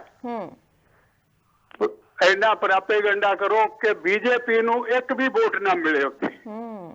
ਬੀਜੇਪੀ ਉੱਥੇ ਸਾਰਿਆਂ 'ਚ ਹਾਰਨੀ ਚਾਹੀਦੀ ਆ, ਔਰ ਬੀਜੇਪੀ ਇੱਕ ਵੀ ਵੋਟ ਨਹੀਂ ਮਿਲਣੀ ਚਾਹੀਦੀ ਸਾਡੇ ਕਿਸਾਨਾਂ ਨੂੰ ਜਾਂ ਸਾਡੇ ਜਿਹੜੇ ਵਕੀਲ ਆ ਉਹਨਾਂ ਨੂੰ ਉੱਥੇ ਜਾ ਕੇ ਇੰਨਾ ਪ੍ਰਾਪੇਗੰਡਾ ਦੱਸਣਾ ਚਾਹੀਦਾ, ਸਾਰੀ ਗੱਲ ਸਮਝਾਉਣੀ ਚਾਹੀਦੀ ਆ। ਤਾਂ ਔਰ ਦੂਸਰਾ ਗੱਲ ਇਹ ਆ ਕਿ ਯੂਪੀ 'ਚ ਵੀ ਦੂਸਰੇ ਇਲਾਕਿਆਂ 'ਚ ਵੀ ਜਿੱਥੇ ਜਿੱਥੇ ਬੀਜੇਪੀ ਦੇ ਮੈਂਬਰ ਹੈਗੇ ਉੱਥੇ ਉਹਨਾਂ ਸਾਰਿਆਂ ਨੂੰ ਘੇਰੋ ਜੀ, ਉਹਨਾਂ ਨੂੰ ਪਿੰਡਾਂ ਜ਼ਿਆਦਾ ਵੜਨ ਨਾ ਦਿਓ। ਜੇ ਪਿੰਡ 'ਚ ਆਉਣਾ ਤਾਂ ਸਾਡੇ ਨਾਲ ਖੜੋ। ਜੀ ਜੀ ਜੀ ਬਿਲਕੁਲ। ਸਾਰੇ ਸਟੇਟਾਂ ਇਹ ਸਾਰੇ ਸਟੇਟਾਂ 'ਚ ਇਹ ਗੱਲ ਕਰ ਦਿਓ, ਮਸ਼ਹੂਰ ਕਰ ਦਿਓ, ਕਿੱਥੇ ਜਿੱਥੇ ਬੀਜੇਪੀ ਦੇ ਮੈਂਬਰ ਹੈਗੇ ਆ ਜੀ ਜੀ ਸਾਰਿਆਂ ਦੇ ਘਰਾਂ ਨੂੰ ਘੇਰ ਲਓ, ਇਹਨਾਂ ਨੂੰ ਬਾਹਰ ਨਾ ਨਿਕਲਣ ਦਿਓ। ਫਿਰ ਮੋਦੀ ਨੂੰ ਪਤਾ ਲੱਗੂਗਾ ਬਈ ਹਿੰਦੁਸਤਾਨ ਦੇ ਲੋਕਾਂ ਦੇ ਵਿੱਚ ਏਕਤਾ ਕਿੰਨੀ ਆ, ਔਰ ਉਸ ਨੂੰ ਹਟਾਉਣ ਦੇ ਵਾਸਤੇ ਅਗਲੇ 50 ਸਾਲਾਂ 'ਚ ਉਹਨੂੰ ਇੱਕ ਵੀ ਵੋਟ ਨਹੀਂ ਮਿਲਣੀ ਚਾਹੀਦੀ ਮੁੜ ਕੇ। ਜੀ ਜੀ ਇਹ ਸਾਰੇ ਕਿਸਾਨਾਂ ਨੇ, ਸਾਰੇ ਜਿਹੜੀ ਆਪਣੇ ਆਦਮੀ ਆ ਉਹਨਾਂ ਨੂੰ ਚਾਹੀਦਾ ਕਿ ਪਿੰਡਾਂ 'ਚ ਉਹਨਾਂ ਨੂੰ ਵੰਡਣ ਨਾ ਦਿਓ। ਜੀ ਜੀ ਬਹੁਤ ਬਹੁਤ ਧੰਨਵਾਦ। ਜੋ ਵੀ ਵੜਦਾ ਹੈ ਉਸ ਨੂੰ ਹਰੇਕ ਨੂੰ ਘੇਰੋ ਉੱਥੇ। ਜੀ ਬਹੁਤ ਬਹੁਤ ਧੰਨਵਾਦ, ਤੁਸੀਂ ਸਾਡੇ ਨਾਲ ਜੁੜੇ ਤੇ ਆਪਣਾ ਪੱਖ ਰੱਖਿਆ। ਤੁਹਾਡੀ ਗੱਲ ਬਿਲਕੁਲ ਜਾਇਜ਼ ਹੈ ਕਿ ਕਿਸੇ ਵੀ ਔਰਤ ਨੂੰ, ਕਿਸੇ ਵੀ ਲੜਕੀ ਨੂੰ ਜੇਕਰ ਗ੍ਰਿਫਤਾਰ ਕਰਨਾ ਤਾਂ ਉਸ ਦੇ ਲਈ ਲੇਡੀ ਪੁਲਿਸ ਦਾ ਹੋਣਾ ਬਹੁਤ ਹੀ ਜ਼ਰੂਰੀ ਹੈ। ਪਰ ਅਸੀਂ ਸਾਰੇ ਦੇਖਦੇ ਹਾਂ ਕਿ ਜਦੋਂ ਵੀ ਪੁਲਿਸ ਵੱਲੋਂ ਆਮ ਲੋਕਾਂ ਤੇ ਤਸ਼ੱਦਦ ਕੀਤਾ ਜਾਂਦਾ ਤਾਂ ਉਸ ਵਕਤ ਜੇ ਪਰਚੇ ਦਰਜ ਪੁਲਿਸ ਤੇ ਹੁੰਦੇ ਨੇ ਤਾਂ ਅਣਪਛਾਤੀ ਪੁਲਿਸ ਕਰ ਦਿੱਤੀ ਜਾਂਦੀ ਹੈ। ਬਹੁਤ ਸਾਰੀਆਂ ਘਟਨਾਵਾਂ ਨੇ ਜਿਹੜੀਆਂ ਐਸੀਆਂ ਵੇਖਣ ਨੂੰ ਮਿਲੀਆਂ ਨੇ, ਉਹ ਭਾਵੇਂ ਪੰਜਾਬ ਦੇ ਵਿੱਚ ਬੇਅਦਬੀ ਦੀਆਂ ਘਟਨਾਵਾਂ ਹੋਣ, ਗੋਲੀकांड ਹੋਵੇ, ਜਾਂ ਫਿਰ ਜਦੋਂ 26 ਜਨਵਰੀ ਵਾਲੇ ਦਿਨ ਨਵਰੀਤ ਸਿੰਘ ਨੂੰ ਗੋਲੀ ਲੱਗੀ ਉਹ ਵਾਲਾ ਕਾਂਡ ਹੋਵੇ ਕਿ ਉੱਥੇ ਤਾਂ ਪੁਲਿਸ ਮੁੱਕਰ ਹੀ ਗਈ ਕਿ ਨਵਰੀਤ ਨੂੰ ਤਾਂ ਗੋਲੀ ਲੱਗੀ ਹੀ ਨਹੀਂ, ਜਦਕਿ ਉਸਦੇ ਦਾਦਾ ਜੀ ਦੇ ਸਾਰੇ ਪ੍ਰੂਫ ਨੇ ਜਿਹੜੇ ਉਹ ਅਦਾਲਤ ਦੇ ਵਿੱਚ ਪੇਸ਼ ਕੀਤੇ। ਅਗਲੇ ਕਾਲਰ ਵੀ ਸਾਡੇ ਨਾਲ ਜੁੜ ਗਏ ਨੇ ਜੀ। ਸਤਿ ਸ਼੍ਰੀ ਅਕਾਲ, ਸਵਾਗਤ ਹੈ ਤੁਹਾਡਾ। ਵਾਹਿਗੁਰੂ ਜੀ। ਵਾਹਿਗੁਰੂ ਜੀ ਕਾ ਖਾਲਸਾ, ਵਾਹਿਗੁਰੂ ਜੀ ਕੀ ਫਤਿਹ ਜੀ। ਵਾਹਿਗੁਰੂ ਖਾਲਸਾ ਵਿੱਚ ਫਤਿਹ। ਬੀਬਾ ਜੀ ਤੇ ਢਿੱਲੋਂ ਸਾਹਿਬ ਆਪ ਜੀ ਨੂੰ ਤੇ ਸਰੋਤਿਆਂ ਨੂੰ ਫਤਿਹ ਬੁਲਾਉਂਦੇ ਹੋਏ ਜੈ ਜਵਾਨ ਜੈ ਕਿਸਾਨ ਨਿਹਤ ਕਰ ਆਪਣੀ ਜੀਤ ਕਰੂੰ ਜੀ। ਬੇਨਤੀ ਹੈ ਵੀ ਜਿਹੜਾ ਪਿਛਲਾ ਕਾਲਰ ਗੱਲਾਂ ਕਰਕੇ ਗਏ ਆ ਜੀ, ਬਹੁਤ ਵਧੀਆ ਗੱਲਾਂ ਕਰਕੇ ਗਏ ਆ, ਬਹੁਤ ਵਧੀਆ ਗੱਲਾਂ ਕਰਕੇ ਗਏ ਆ, ਠੰਮੇ ਨਾਲ ਤੇ ਪਿਆਰ ਨਾਲ। ਸਾਨੂੰ ਉਹਨਾਂ ਗੱਲਾਂ ਤੇ ਗੌਰ ਕਰਨੀ ਚਾਹੀਦੀ ਹੈ। ਮੋਦੀ ਨੂੰ ਗੌਰ ਕਰਨੀ ਚਾਹੀਦੀ ਹੈ ਪਰ ਉਹਨੇ ਕਰਨੀ ਨਹੀਂ, ਕਿਉਂਕਿ ਉਹਦੇ ਕੁਰਸੀ ਥੱਲੇ ਆ ਉਹ ਜਿਹੜੀ ਸੰਤ ਬਾਬਾ ਜਰਨੈਲ ਸਿੰਘ ਕਹਿੰਦੇ ਹੁੰਦੇ ਸੀ ਕੁਰਸੀ ਨਹੀਂ ਇਹ ਕਰਸੀ ਹੈ, ਖੋਟੇ ਰਸ ਵਾਲੀ ਹੈ। ਕਿਸੇ ਕੋਲੇ ਵੀ ਢਿੱਲੋਂ ਸਾਹਿਬ ਕੁਰਸੀ ਹੈ, ਨਿੱਕੇ ਤੋਂ ਲੈ ਕੇ ਵੱਡੇ ਤੱਕ ਤੁਸੀਂ ਵੇਖ ਲਓ। ਜਿੰਨੇ ਚਿਰ ਕੁਰਸੀ ਨਹੀਂ, ਸਰਪੰਚ ਕੀ ਚੀਜ਼ ਆਪਣੇ ਜੇ ਸਰਪੰਚ ਬਣਦੇ ਨਹੀਂ ਹੁੰਦੇ ਤਾਂ ਉਹਨੂੰ ਪੁੱਛਦਾ ਹੀ ਕੋਈ ਨਾ। ਜਦੋਂ ਕੁਰਸੀ ਲੈ ਲੈਂਦੀ ਹੈ ਢਿੱਲੋਂ ਸਾਹਿਬ ਵਰਗੇ ਜਦੋਂ ਮੌਜੂਦ ਬੰਦੇ ਕਦੇ ਗੱਲ ਕਰਦੇ ਉਹਨਾਂ ਨਾਲ ਗੱਲ ਕਰਨ ਨੂੰ ਤਿਆਰ ਨਹੀਂ ਹੁੰਦਾ। ਇਹ ਗੱਲ ਚੱਲੀ ਹੈ ਜੀ ਆਪਣਾ ਭਾਈ ਸਾਹਿਬ ਸ਼ਹੀਦ ਭਾਈ ਭਗਤ ਸਿੰਘ ਦਾ ਭਤੀਜਾ ਕੋਖਰਦਾਲ ਤੇ ਬੈਠ ਰਹੇ ਆ ਜੀ। ਤੁਹਾਨੂੰ ਪਤਾ ਹੋਣਾ 23 ਤਰੀਕ ਨੂੰ ਸ਼ਾਇਦ ਜੀ ਢਿੱਲੋਂ ਸਾਹਿਬ ਸੁਣਦੇ ਆ। ਹਾਂਜੀ ਬਿਲਕੁਲ ਜੀ ਬਿਲਕੁਲ। ਉਹ ਐਲਾਨ ਅਸੀਂ ਕੱਲ ਭਾਰਤ ਅਖਬਾਰ ਦੇ ਵਿੱਚ ਦੱਸਿਆ ਸਾਰਾ ਵਿਸਥਾਰ ਦੇ ਵਿੱਚ ਵੀ 23 ਮਾਰਚ ਤੱਕ ਦਾ ਅਲਟੀਮੇਟਮ ਦਿੱਤਾ ਉਹਨਾਂ ਨੇ। 23 ਮਾਰਚ ਨੂੰ ਭਗਤ ਸਿੰਘ ਦਾ ਸ਼ਹੀਦੀ ਦਿਨ ਹੈ। ਹਾਂ ਬੇਨਤੀ ਹੈ ਜੀ ਢਿੱਲੋਂ ਸਾਹਿਬ ਹਾਂਜੀ ਵੀ ਮਰਨ ਵਰਤ ਨਾ ਰੱਖਣਾ ਕੋਈ ਜਾਇਜ਼ ਨਹੀਂ ਗਾ, ਇਹ ਕਾਨੂੰਨ 'ਚ ਨਹੀਂ ਆਉਂਦਾ। ਬੜੀ ਗੱਲ ਤੇ ਇਹਦੀ ਬਾਹਰੀ ਨਾ ਮਾਨਤਾ ਨਹੀਂ ਰੱਖਣਾ ਚਾਹੀਦਾ, ਹੋਰ ਕਾਰਨ ਕਰਨਾ ਚਾਹੀਦਾ, ਉਹਨੂੰ ਮਨਾਉਣਾ ਚਾਹੀਦਾ। ਜੇ ਉਹ ਨਹੀਂ ਰੱਖਦਾ, ਜੇ ਉਹ ਨਹੀਂ ਮੰਨਦਾ ਫਿਰ ਹੋਰ ਗੱਲ ਆ। ਮੇਰੀ ਬੇਨਤੀ ਦੇ ਤੌਰ ਤੇ ਤੁਹਾਨੂੰ ਦੱਸਣਾ ਕਰਨਾ ਚਾਹੁੰਦਾ ਮੈਂ ਜੀ ਜੀ ਵੀ ਜਿਹੜੇ ਹੋਰ ਵੀ ਜਿਹੜੇ ਕਿਸਾਨ ਜਥੇਬੰਦੀਆਂ, ਸਿਆਸੀ ਪਾਰਟੀਆਂ ਬਾਹਰਲੇ ਆ, ਮਤਲਬ ਹੋਰ ਵੀ ਜਿਹੜੇ ਸਟੇਟਾਂ ਦੇ ਮੁਖੀ ਆ ਇਸ ਕਿਸਾਨ ਅੰਦੋਲਨ ਦੇ, ਉਹ ਰਲ ਕੇ 13 ਬੰਦੇ ਰੱਖਣ। ਉਹਨੂੰ ਇਕੱਲੇ ਨੂੰ ਨਾ ਵਿਚਾਰੇ ਨੂੰ ਰੱਖਣ ਦੇਣ, ਕਿਉਂਕਿ ਉਹਨਾਂ ਨੇ ਠੇਕਾ ਨਹੀਂ ਲਿਆ ਵੀ ਉਹ ਜਿਹੜਾ ਭਗਤ ਸਿੰਘ ਪਰਿਵਾਰ ਹੀ ਆਪਣੇ ਮਿਲਿਆ ਜਾਵੇ। ਆਪ ਹੀ ਨਾਲ ਮਰੋ। ਜੇ ਉਹਨਾਂ ਨੂੰ ਲੋੜ ਆ ਸਾਡੇ ਬਾਹਰਲੇ ਬੰਦਿਆਂ ਦੀ, ਅਸੀਂ ਵੀ ਕੋਈ ਨਾ ਕੋਈ ਜਿਵੇਂ ਵੀ ਕੰਮ ਨੂੰ ਤਿਆਰ ਆ, ਅਸੀਂ ਵੀ ਆਉਣ ਨੂੰ ਤਿਆਰ ਆ ਗੱਡੀ ਵਿੱਚ ਜਾ ਕੇ ਜੀ। ਇਹ ਬਾਕੀ ਜਿਹੜੀ ਗੱਲ ਬੀਬੀ ਹੁਣੇ ਦੱਸਦੀ ਸੀਗੀ ਵੀ ਇੱਕ ਸ਼ਹੀਦ ਹੁਣੇ ਹੋਇਆ ਆਪਣਾ 18 ਸਾਲ ਦਾ, ਉਹਦਾ ਅੱਜ ਸੰਸਕਾਰ ਸੀ ਜੀ। ਕੋਈ ਕੰਜਰ ਆਪਣਾ ਉੱਥੇ ਨਹੀਂ ਗਿਆ, ਕੋਈ ਕੰਜਰ, ਨਾ ਕੋਈ ਸਿਆਸੀ, ਨਾ ਆਮ ਪਾਰਟੀ, ਨਾ ਦੂਜੀ, ਨਾ ਤੀਜੀ, ਨਾ ਇਹ ਮੋਟਾ ਅਮਰਿੰਦਰ ਸਿੰਘ ਜਿਹਨੇ ਕੁਰਸੀ ਸਾਂਭੀ ਆ। ਅਸੀਂ ਹੈਰਾਨ ਆ, ਰੋਣ ਉਹਨਾਂ ਦੀ ਆਪਦੇ ਪਰਿਵਾਰ ਦੇ ਬੰਦੇ ਦੇ, ਹੋਰ ਥੋੜੇ ਬਹੁਤੇ ਬੰਦੇ ਸੀਗੇ ਉੱਥੇ ਦੇ, ਸੰਗਤਾਂ ਬਹੁਤ ਜ਼ਿਆਦਾ ਸੀ। ਇਹਨਾਂ ਨੂੰ ਸ਼ਰਮ ਨਹੀਂ ਆਉਂਦੀ? ਜਦੋਂ ਇਹ ਹੋ ਜਾਂਦਾ ਉਦੋਂ ਤੁਸੀਂ ਤੁਹਾਨੂੰ ਨਜ਼ਲਾਂ ਦਿਖਦਾ ਉਹਨੂੰ ਕੋਈ ਹੋਈ ਸੀਗੀ ਆ ਜਿਹੜੀ ਬਿਮਾਰੀ ਹੋਈ ਸੀ, ਵੀ ਤੁਹਾਨੂੰ ਡਰ ਲੱਗਦਾ? ਇਸ ਕਰਕੇ ਅਸੀਂ ਬੇਨਤੀ ਕਰਦੇ ਹਾਂ ਤੁਹਾਨੂੰ, ਤੁਹਾਡਾ ਧੰਨਵਾਦ ਕਰਦੇ ਹਾਂ, ਤੁਸੀਂ ਖੜ ਕੇ ਗੱਲ ਕਰਦੇ ਹਾਂ ਚੈਨਲ ਪੰਜਾਬੀ। ਧੰਨਵਾਦ ਹੈ, ਧੰਨਵਾਦ ਹੈ। ਬਹੁਤ ਬਹੁਤ ਧੰਨਵਾਦ, ਤੁਸੀਂ ਸਾਡੇ ਨਾਲ ਜੁੜੇ ਤੇ ਆਪਣਾ ਪੱਖ ਰੱਖਿਆ। ਅਗਲੇ ਕਾਲਰ ਦੇ ਨਾਲ ਵੀ ਗੱਲਬਾਤ ਕਰਾਂਗੇ ਜੀ। ਸਤਿ ਸ਼੍ਰੀ ਅਕਾਲ, ਸਵਾਗਤ ਹੈ ਤੁਹਾਡਾ। ਹੈਲੋ, ਹਾਂਜੀ ਸਤਿ ਸ਼੍ਰੀ ਅਕਾਲ ਜੀ, ਸਵਾਗਤ ਹੈ ਜੀ ਤੁਹਾਡਾ। ਹਾਂਜੀ ਸਤਿ ਸ਼੍ਰੀ ਅਕਾਲ ਜੀ। ਜੀ ਹਾਂਜੀ, ਇੱਕ ਤਾਂ ਮੇਰੀ ਤੁਹਾਨੂੰ ਵੀ ਤੇ ਸਰੋਤਿਆਂ ਨੂੰ ਬੇਨਤੀ ਹੈ ਵੀ ਕਾਲ ਥੋੜੀ ਜਿਹੀ ਛੋਟੀ ਰੱਖਿਆ ਕਰੋ ਜੀ, ਬਾਹਲੀ ਲੰਬੀ ਹੋ ਜਾਂਦੀ ਹੈ ਜੀ, ਤੇ ਉਹ ਦੂਜਿਆਂ ਨੂੰ ਟਾਈਮ ਘੱਟ ਮਿਲਦਾ ਜੀ। ਤੇ ਦੂਸਰੀ ਗੱਲ ਇਹ ਆ ਵੀ ਆਪਾਂ ਨੂੰ ਇੱਕ ਇਹ ਵੀ ਕਰਨਾ ਚਾਹੀਦਾ ਵੀ ਆਪਾਂ ਜਿਹੜੀ ਫਸਲਾਂ ਪੈਦਾ ਕਰਨੀਆਂ ਨਾ, ਜਿਵੇਂ ਹੁਣ ਦੁੱਧ ਦਾ ਰੇਟ ਕਹਿੰਦੇ ਵੀ 100 ਰੁਪਏ ਲੀਟਰ ਕਰ ਦੇਣਾ, ਤਾਂ ਉਵੇਂ ਉਹ ਲਿਮਟਿਡ ਕਰੋ, ਉਹਨਾਂ ਦੇ ਰੇਟ ਆਪ ਤੈਅ ਕਰੋ, ਨਾ ਕਿ ਇਹਨਾਂ ਦੇ ਕਰਨ ਤੇ ਕਰੋ ਜੀ। ਗੌਰ ਆਮ ਪਬਲਿਕ ਨੂੰ ਆਪੇ ਪਤਾ ਲੱਗੂਗਾ, ਆਮ ਪਬਲਿਕ ਉਸ ਮਹਿੰਗਾਈ ਨਾਲ ਜੁੜੂਗੀ, ਗੌਰਮੈਂਟ ਦੇ ਨੱਕ 'ਚ ਦਮ ਆਊਗਾ, ਸਾਰਾ ਕੁਝ ਪਤਾ ਲੱਗੂਗਾ ਜੀ। ਜੀ ਬਿਲਕੁਲ, ਬਹੁਤ ਬਹੁਤ ਧੰਨਵਾਦ ਜੀ, ਤੁਸੀਂ ਸਾਡੇ ਨਾਲ ਜੁੜੇ ਤੇ ਆਪਣਾ ਪੱਖ ਰੱਖਿਆ। ਅਜਿਹੀਆਂ ਹੀ ਬਹੁਤ ਸਾਰੀਆਂ ਗੱਲਾਂ ਨੇ ਜਿਹੜੀਆਂ ਆਮ ਘਰਾਂ ਦੇ ਵਿੱਚ ਚੱਲਦੀਆਂ ਨੇ, ਆਮ ਲੋਕਾਂ ਦੇ ਵਿੱਚ ਚੱਲਦੀਆਂ ਨੇ ਕਿ ਜੋ ਕੁਝ ਵੀ ਹੁੰਦਾ ਉਹ ਸਰਕਾਰਾਂ ਦੇ ਕਹਿਣ ਤੇ ਹੀ ਹੁੰਦਾ। ਹੁਣ ਜੇ ਤੁਸੀਂ ਦੁੱਧ ਦੀ ਗੱਲ ਹੀ ਕੀਤੀ ਹੈ ਤਾਂ ਇਸ ਦੇ ਨਾਲ ਹੀ ਆਪਾਂ DAP ਖਾਦ ਦੀ ਵੀ ਨਾਲ ਗੱਲ ਕਰ ਲਈਏ ਕਿ ਕਿਸਾਨਾਂ ਦੀ ਗੱਲ ਚੱਲ ਰਹੀ ਸੀ। ਕਿਸਾਨਾਂ ਦੇ ਨਾਲ ਜੇ ਅਸੀਂ ਗੱਲ ਕਰੀਏ ਕਿ ਕਿਸਾਨਾਂ ਤੇ ਸਰਕਾਰ ਵੱਲੋਂ ਇਸ ਤਰ੍ਹਾਂ ਦਾ ਤਸ਼ੱਦਦ ਢਾਇਆ ਜਾ ਰਿਹਾ ਕਿ ਹਰ ਪੱਖੋਂ ਆਮ ਇਨਸਾਨ ਤੇ ਜਾਂ ਫਿਰ ਕਿਸਾਨਾਂ ਤੇ ਭਾਰ ਪਾਉਣ ਦੀ ਕੋਸ਼ਿਸ਼ ਕੀਤੀ ਜਾ ਰਹੀ ਹੈ ਕਿ DAP ਖਾਦ ਦੀ ਕੀਮਤ ਇਸ ਵਕਤ 250 ਤੋਂ 300 ਕਰ ਦਿੱਤੀ ਗਈ ਹੈ, ਜਿਸ ਦੇ ਨਾਲ ਖਬਰ ਦੇ ਮੁਤਾਬਿਕ 8.5 ਕਰੋੜ ਦਾ ਬੋਝ ਹੈ ਜਿਹੜਾ ਉਹ ਕਿਸਾਨਾਂ ਤੇ ਪਵੇਗਾ। ਤੇ ਕਾਲਰ ਇੱਕ ਹੋਰ ਸਾਡੇ ਨਾਲ ਜੁੜ ਗਏ ਨੇ, ਉਹਨਾਂ ਦੇ ਨਾਲ ਵੀ ਗੱਲਬਾਤ ਕਰਾਂਗੇ। ਸਤਿ ਸ਼੍ਰੀ ਅਕਾਲ ਜੀ, ਸਵਾਗਤ ਹੈ ਜੀ ਤੁਹਾਡਾ। ਸਤਿ ਸ੍ਰੀ ਅਕਾਲ ਭੈਣ ਜੀ। ਸਤਿ ਸ਼੍ਰੀ ਅਕਾਲ ਜੀ। ਇੱਕ ਜੀ ਇਹ ਨਾ 64 ਅਰਬ ਰੁਪਈਆ ਜਿਹੜਾ ਮੋਦੀ ਨੂੰ ਮਿਲਿਆ ਹੋਇਆ ਜੀ, ਉਹ ਇਲੈਕਟ੍ਰੋਨਿਕ ਫੰਡ ਕਹਿੰਦੇ ਨੇ ਉਹਨੂੰ, ਹੈ ਜੀ। ਉਹਦੇ ਕਰਕੇ ਇਹ ਨਹੀਂ ਕਰ ਰਿਹਾ ਜੀ, ਤੇ ਇਹਦੇ ਬਾਰੇ ਕੀ ਵਿਚਾਰ ਆ ਤੁਹਾਡਾ ਜੀ? ਇੱਕ ਵਾਰੀ ਤੁਸੀਂ ਆਪਣੀ ਗੱਲ ਦੁਬਾਰਾ ਰਿਪੀਟ ਕਰੋ ਜੀ, ਤੁਹਾਡੀ ਆਵਾਜ਼ ਬੜੀ ਘੱਟ ਆ ਰਹੀ ਹੈ। ਇੱਕ ਇਹਨਾਂ ਨੂੰ 64 ਅਰਬ ਰੁਪਈਆ ਪੁੱਤ ਮਿਲਿਆ ਹੋਇਆ, ਇਹਨਾਂ ਨੂੰ 64 ਅਰਬ ਰੁਪਈਆ ਜੀ, ਇਲੈਕਟ੍ਰੋਨਿਕ ਫੰਡ ਕਹਿੰਦੇ ਨੇ ਉਹਨੂੰ ਜੀ, ਤੇ ਉਹਦੇ ਕਰਕੇ ਉਹਦੇ ਬਾਰੇ ਤੁਹਾਡਾ ਕੀ ਵਿਚਾਰ ਹੈ ਜੀ? ਜੀ ਜੀ ਜੀ, ਬਹੁਤ ਬਹੁਤ ਧੰਨਵਾਦ, ਤੁਸੀਂ ਸਾਡੇ ਨਾਲ ਜੁੜੇ ਤੇ ਆਪਣੀ ਗੱਲ ਰੱਖੀ, ਆਪਣਾ ਸਵਾਲ ਰੱਖਿਆ। ਤਾਂ ਢਿੱਲੋਂ ਸਾਹਿਬ ਇਹਨਾਂ ਨੇ ਕਿਹਾ ਕਿ ਸੁਣਨ ਦੇ ਵਿੱਚ ਆਇਆ ਕਿ ਨਰਿੰਦਰ ਮੋਦੀ ਨੂੰ 64 ਅਰਬ ਕਰੋੜ ਰੁਪਈਆ ਮਿਲਿਆ, ਤਾਂ ਉਹ ਇਹ ਰੁਪਈਆ ਕਿੱਥੇ ਵਰਤ ਰਿਹਾ? ਨਹੀਂ, ਉਹ ਜਿਹੜਾ ਇਹ ਗੱਲ ਕਰਦੇ ਨੇ ਨਾ, ਉਹ ਜਿਹੜਾ ਇਲੈਕਸ਼ਨ ਫੰਡ ਹੈ ਉਹਦੀ ਗੱਲ ਕਰਦੇ ਨੇ ਕਿ ਜਿਹਦਾ ਕੋਈ ਹਿਸਾਬ ਕਿਤਾਬ ਵਗੈਰਾ ਨਹੀਂ ਰੱਖਿਆ ਵਾ, ਉਹਦੇ ਉੱਤੇ ਇਹ ਕਹਿੰਦੇ ਨੇ ਕਿ ਉਹ ਜਿਹੜਾ ਸਾਰਾ ਹਿਸਾਬ ਕਿਤਾਬ ਹੈ ਉਹ ਵੀ ਕਿਸ ਤਰ੍ਹਾਂ ਕਿਸੇ ਕਾਇਦੇ ਕਾਨੂੰਨ 'ਚ ਆਉਣਾ ਚਾਹੀਦਾ। ਉਹਨੂੰ ਇਹਨਾਂ ਨੇ ਸਾਰੇ ਕਾਇਦੇ ਕਾਨੂੰਨਾਂ 'ਚੋਂ ਬਾਹਰ, ਜੇ ਦੂਜਾ ਕੋਈ ਕਰਦਾ ਹੈ ਉਹਦੇ ਪਿੱਛੇ ਆਮਦਨ ਕਰ ਪੈ ਜਾਂਦਾ, ਕਿਸੇ ਦੇ ਪਿੱਛੇ NIA ਪੈ ਜਾਂਦਾ, ਕਿਸੇ ਦੇ ਪਿੱਛੇ ਕੋਈ ਪੈ ਜਾਂਦਾ। ਉਹਨਾਂ ਦੀ ਗੱਲ ਬਿਲਕੁਲ ਦਰੁਸਤ ਹੈਗੀ ਹੈ ਕਿ ਇਹ ਜਿਹੜਾ ਫੰਡ ਹੈ ਇਹ ਵੀ ਜਿਹੜਾ ਹੈਗਾ ਉਹ ਸੰਵਿਧਾਨਕ ਢਾਂਚੇ 'ਚ ਲਿਆਉਣਾ ਚਾਹੀਦਾ, ਉਹਦਾ ਬਕਾਇਦਾ ਹਿਸਾਬ ਕਿਤਾਬ ਰੱਖਿਆ ਜਾਵੇ। ਉਹਦਾ ਕੋਈ ਹਿਸਾਬ ਕਿਤਾਬ ਨਹੀਂ ਕਿ ਕਿਹਨੇ ਦਿੱਤਾ, ਕਿੱਥੋਂ ਆਇਆ, ਕਿੱਥੋਂ ਨਹੀਂ ਆਇਆ। ਇਹ ਕਈ ਵਾਰ ਚਰਚਾ ਦਾ ਵਿਸ਼ਾ ਬਣ ਚੁੱਕਿਆ ਹੈਗਾ। ਸੋ ਇਹਦੇ ਬਾਰੇ ਜਦੋਂ ਅਸੀਂ ਕੋਈ ਗੱਲ ਜਿਹੜੀ ਆਪਦੇ ਵੱਲ ਨੂੰ ਹੁੰਦੀ ਹੋਵੇ, 3 ਉਂਗਲਾਂ ਆਪਦੇ ਵੱਲ ਨੂੰ ਹੁੰਦੀਆਂ ਹੋਣ, ਉਹਦੇ ਤੇ ਕਦੇ ਵਿਚਾਰ ਇਹ ਨਹੀਂ ਕਰਨਾ, ਇੱਕ ਉਂਗਲ ਦੂਜੇ ਪਾਸੇ ਨੂੰ ਕਰਨੀ ਆ। ਉਸੇ ਤਰ੍ਹਾਂ ਦਾ ਇਹ ਹੈਗਾ। ਸੋ ਆਪਾਂ ਕਿਸਾਨਾਂ ਦੀ ਗੱਲ ਕਰ ਰਹੇ ਸੀ। ਕਿਸਾਨਾਂ ਦੀ ਗੱਲ ਕਰਦੇ ਕਰਦੇ ਆਪਾਂ ਜਿਹੜਾ ਹੈਗਾ ਇਹਨੂੰ ਵਿਸਥਾਰ ਦੇ ਵਿੱਚ ਅਗਲੇ ਭਾਗ ਦੇ ਵਿੱਚ ਦੱਸਾਂਗੇ ਕਿ ਕੀ ਹੈ। ਨਵਦੀਪ ਕੌਰ ਤੇ ਜਿਹੜਾ ਤਸ਼ੱਦਦ ਹੋਇਆ, ਨਵਦੀਪ ਕੌਰ ਨੇ ਕੱਲ ਸਿੰਘੂ ਬਾਰਡਰ ਦੇ ਉੱਤੇ ਜਾ ਕੇ ਬਕਾਇਦਾ ਕਿਸਾਨਾਂ ਦੇ ਵਿੱਚ ਸ਼ਮੂਲੀਅਤ ਕੀਤੀ, ਨਾਲ ਐਲਾਨ ਕੀਤਾ। ਉਹਦੇ ਤੇ ਵਿਸਥਾਰਪੂਰਵਕ ਗੱਲ ਜ਼ਰੂਰਤ ਹੈਗੀ, ਜੀ, ਉਹ ਆਪਾਂ ਬਿਲਕੁਲ। ਅਗਲੇ ਭਾਗ ਦੇ ਵਿੱਚ ਕਰਨ ਦਾ ਯਤਨ ਕਰਾਂਗੇ। ਲਗਾਤਾਰ 2 ਨੰਬਰ ਵੀ ਸਕਰੀਨ ਤੇ ਫਲੈਸ਼ ਹੋ ਰਹੇ ਨੇ। ਜੇਕਰ ਬਾਕੀ ਦਰਸ਼ਕ ਕਾਲ ਕਰਨਾ ਚਾਹੁੰਦੇ ਨੇ ਤਾਂ ਇਹਨਾਂ ਨੰਬਰਾਂ ਤੇ ਸਾਨੂੰ ਕਾਲ ਕਰ ਸਕਦੇ ਨੇ। ਬ੍ਰੇਕ ਤੋਂ ਪਹਿਲਾਂ ਅਸੀਂ ਗੱਲਬਾਤ ਕਰ ਰਹੇ ਸੀ ਸਿੰਘੂ ਬਾਰਡਰ ਤੇ ਸਜਾਏ ਗਏ ਨਗਰ ਕੀਰਤਨ ਦੀ, ਤੇ ਨਾਲ ਕਾਲਰਸ ਵੱਲੋਂ ਤੇ ਸਾਡੇ ਵੱਲੋਂ ਗੱਲ ਕੀਤੀ ਜਾ ਰਹੀ ਸੀ ਨਵਦੀਪ ਕੌਰ ਦੇ ਮਾਮਲੇ ਤੇ ਕਿ ਨਵਦੀਪ ਕੌਰ ਰਿਹਾ ਹੋ ਕੇ ਬਾਹਰ ਆ ਗਈ ਹੈ। ਸਿੰਘੂ ਬਾਰਡਰ ਤੇ ਪਹੁੰਚੀ, ਜਿੱਥੇ ਉਹਨਾਂ ਨੇ ਪੱਤਰਕਾਰਾਂ ਦੇ ਨਾਲ ਗੱਲਬਾਤ ਕੀਤੀ, ਆਪਣੇ ਤੇ ਹੋਏ ਤਸ਼ੱਦਦ ਬਾਰੇ ਵੀ ਬਹੁਤ ਸਾਰੀਆਂ ਗੱਲਾਂ ਕੀਤੀਆਂ। ਤੇ ਇਸ ਪੂਰੀ ਖਬਰ ਬਾਬਤ ਅਸੀਂ ਵਧਾਂਗੇ। ਢਿੱਲੋਂ ਸਾਹਿਬ ਤੁਹਾਡਾ ਕੀ ਕਹਿਣਾ? ਨਵਦੀਪ ਜੀ, ਇਹ ਆਪਣੇ ਆਪ ਦੇ ਵਿੱਚ ਇੱਕ ਅਹਿਮ ਸਵਾਲ ਨੇ।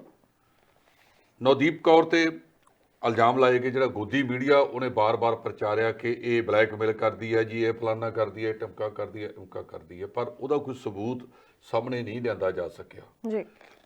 ਉਹਨੇ ਕੱਲ ਵੀ ਆਪਦੀ ਗੱਲ ਦੇ ਵਿੱਚ ਆਖਿਆ ਵੀ ਮੈਂ ਆਹ ਮਸਲੇ ਉਠਾਉਣੀ ਆ, ਜਿਹੜੇ ਮਜ਼ਦੂਰਾਂ ਨੂੰ ਕਈ ਵਾਰੀ ਫੈਕਟਰੀਆਂ ਵਾਲੇ ਉਹਦੀ ਉਜਰਤ ਪੂਰੀ ਨਹੀਂ ਦਿੰਦੇ ਹੈਗੇ, ਉਹ ਮੈਂ ਉਹਨਾਂ ਦੇ ਨਾਲ ਉਠਾਉਣੀ ਆ। ਇਸੇ ਕਰਕੇ ਜਿਹੜਾ ਉਹਦੇ ਤੇ ਤਸ਼ੱਦਦ ਹੋਇਆ, ਉਹਨੇ ਦੱਸਿਆ ਬਈ ਜਿਵੇਂ ਇੱਕ ਕਾਲਰ ਵੀ ਗੱਲ ਕਰਕੇ ਗਏ ਨੇ ਕਿ ਜਿਸ ਵੇਲੇ ਜਨਾਨਾ ਜਿਹੜਾ ਕਿਸੇ ਵੀ ਜਨਾਨੀ ਨੂੰ, ਔਰਤ ਨੂੰ ਥਾਣੇ 'ਚ ਲਿਆਂਦਾ ਜਾਂਦਾ ਤਾਂ ਉਹਨੂੰ ਜਨਾਨਾ ਪੁਲਿਸ ਗ੍ਰਿਫਤਾਰ ਕਰਦੀ ਆ ਔਰ 24 ਘੰਟਿਆਂ ਦੇ ਵਿੱਚ ਉਹਨੂੰ ਅਦਾਲਤ 'ਚ ਪੇਸ਼ ਕਰਨਾ ਹੁੰਦਾ।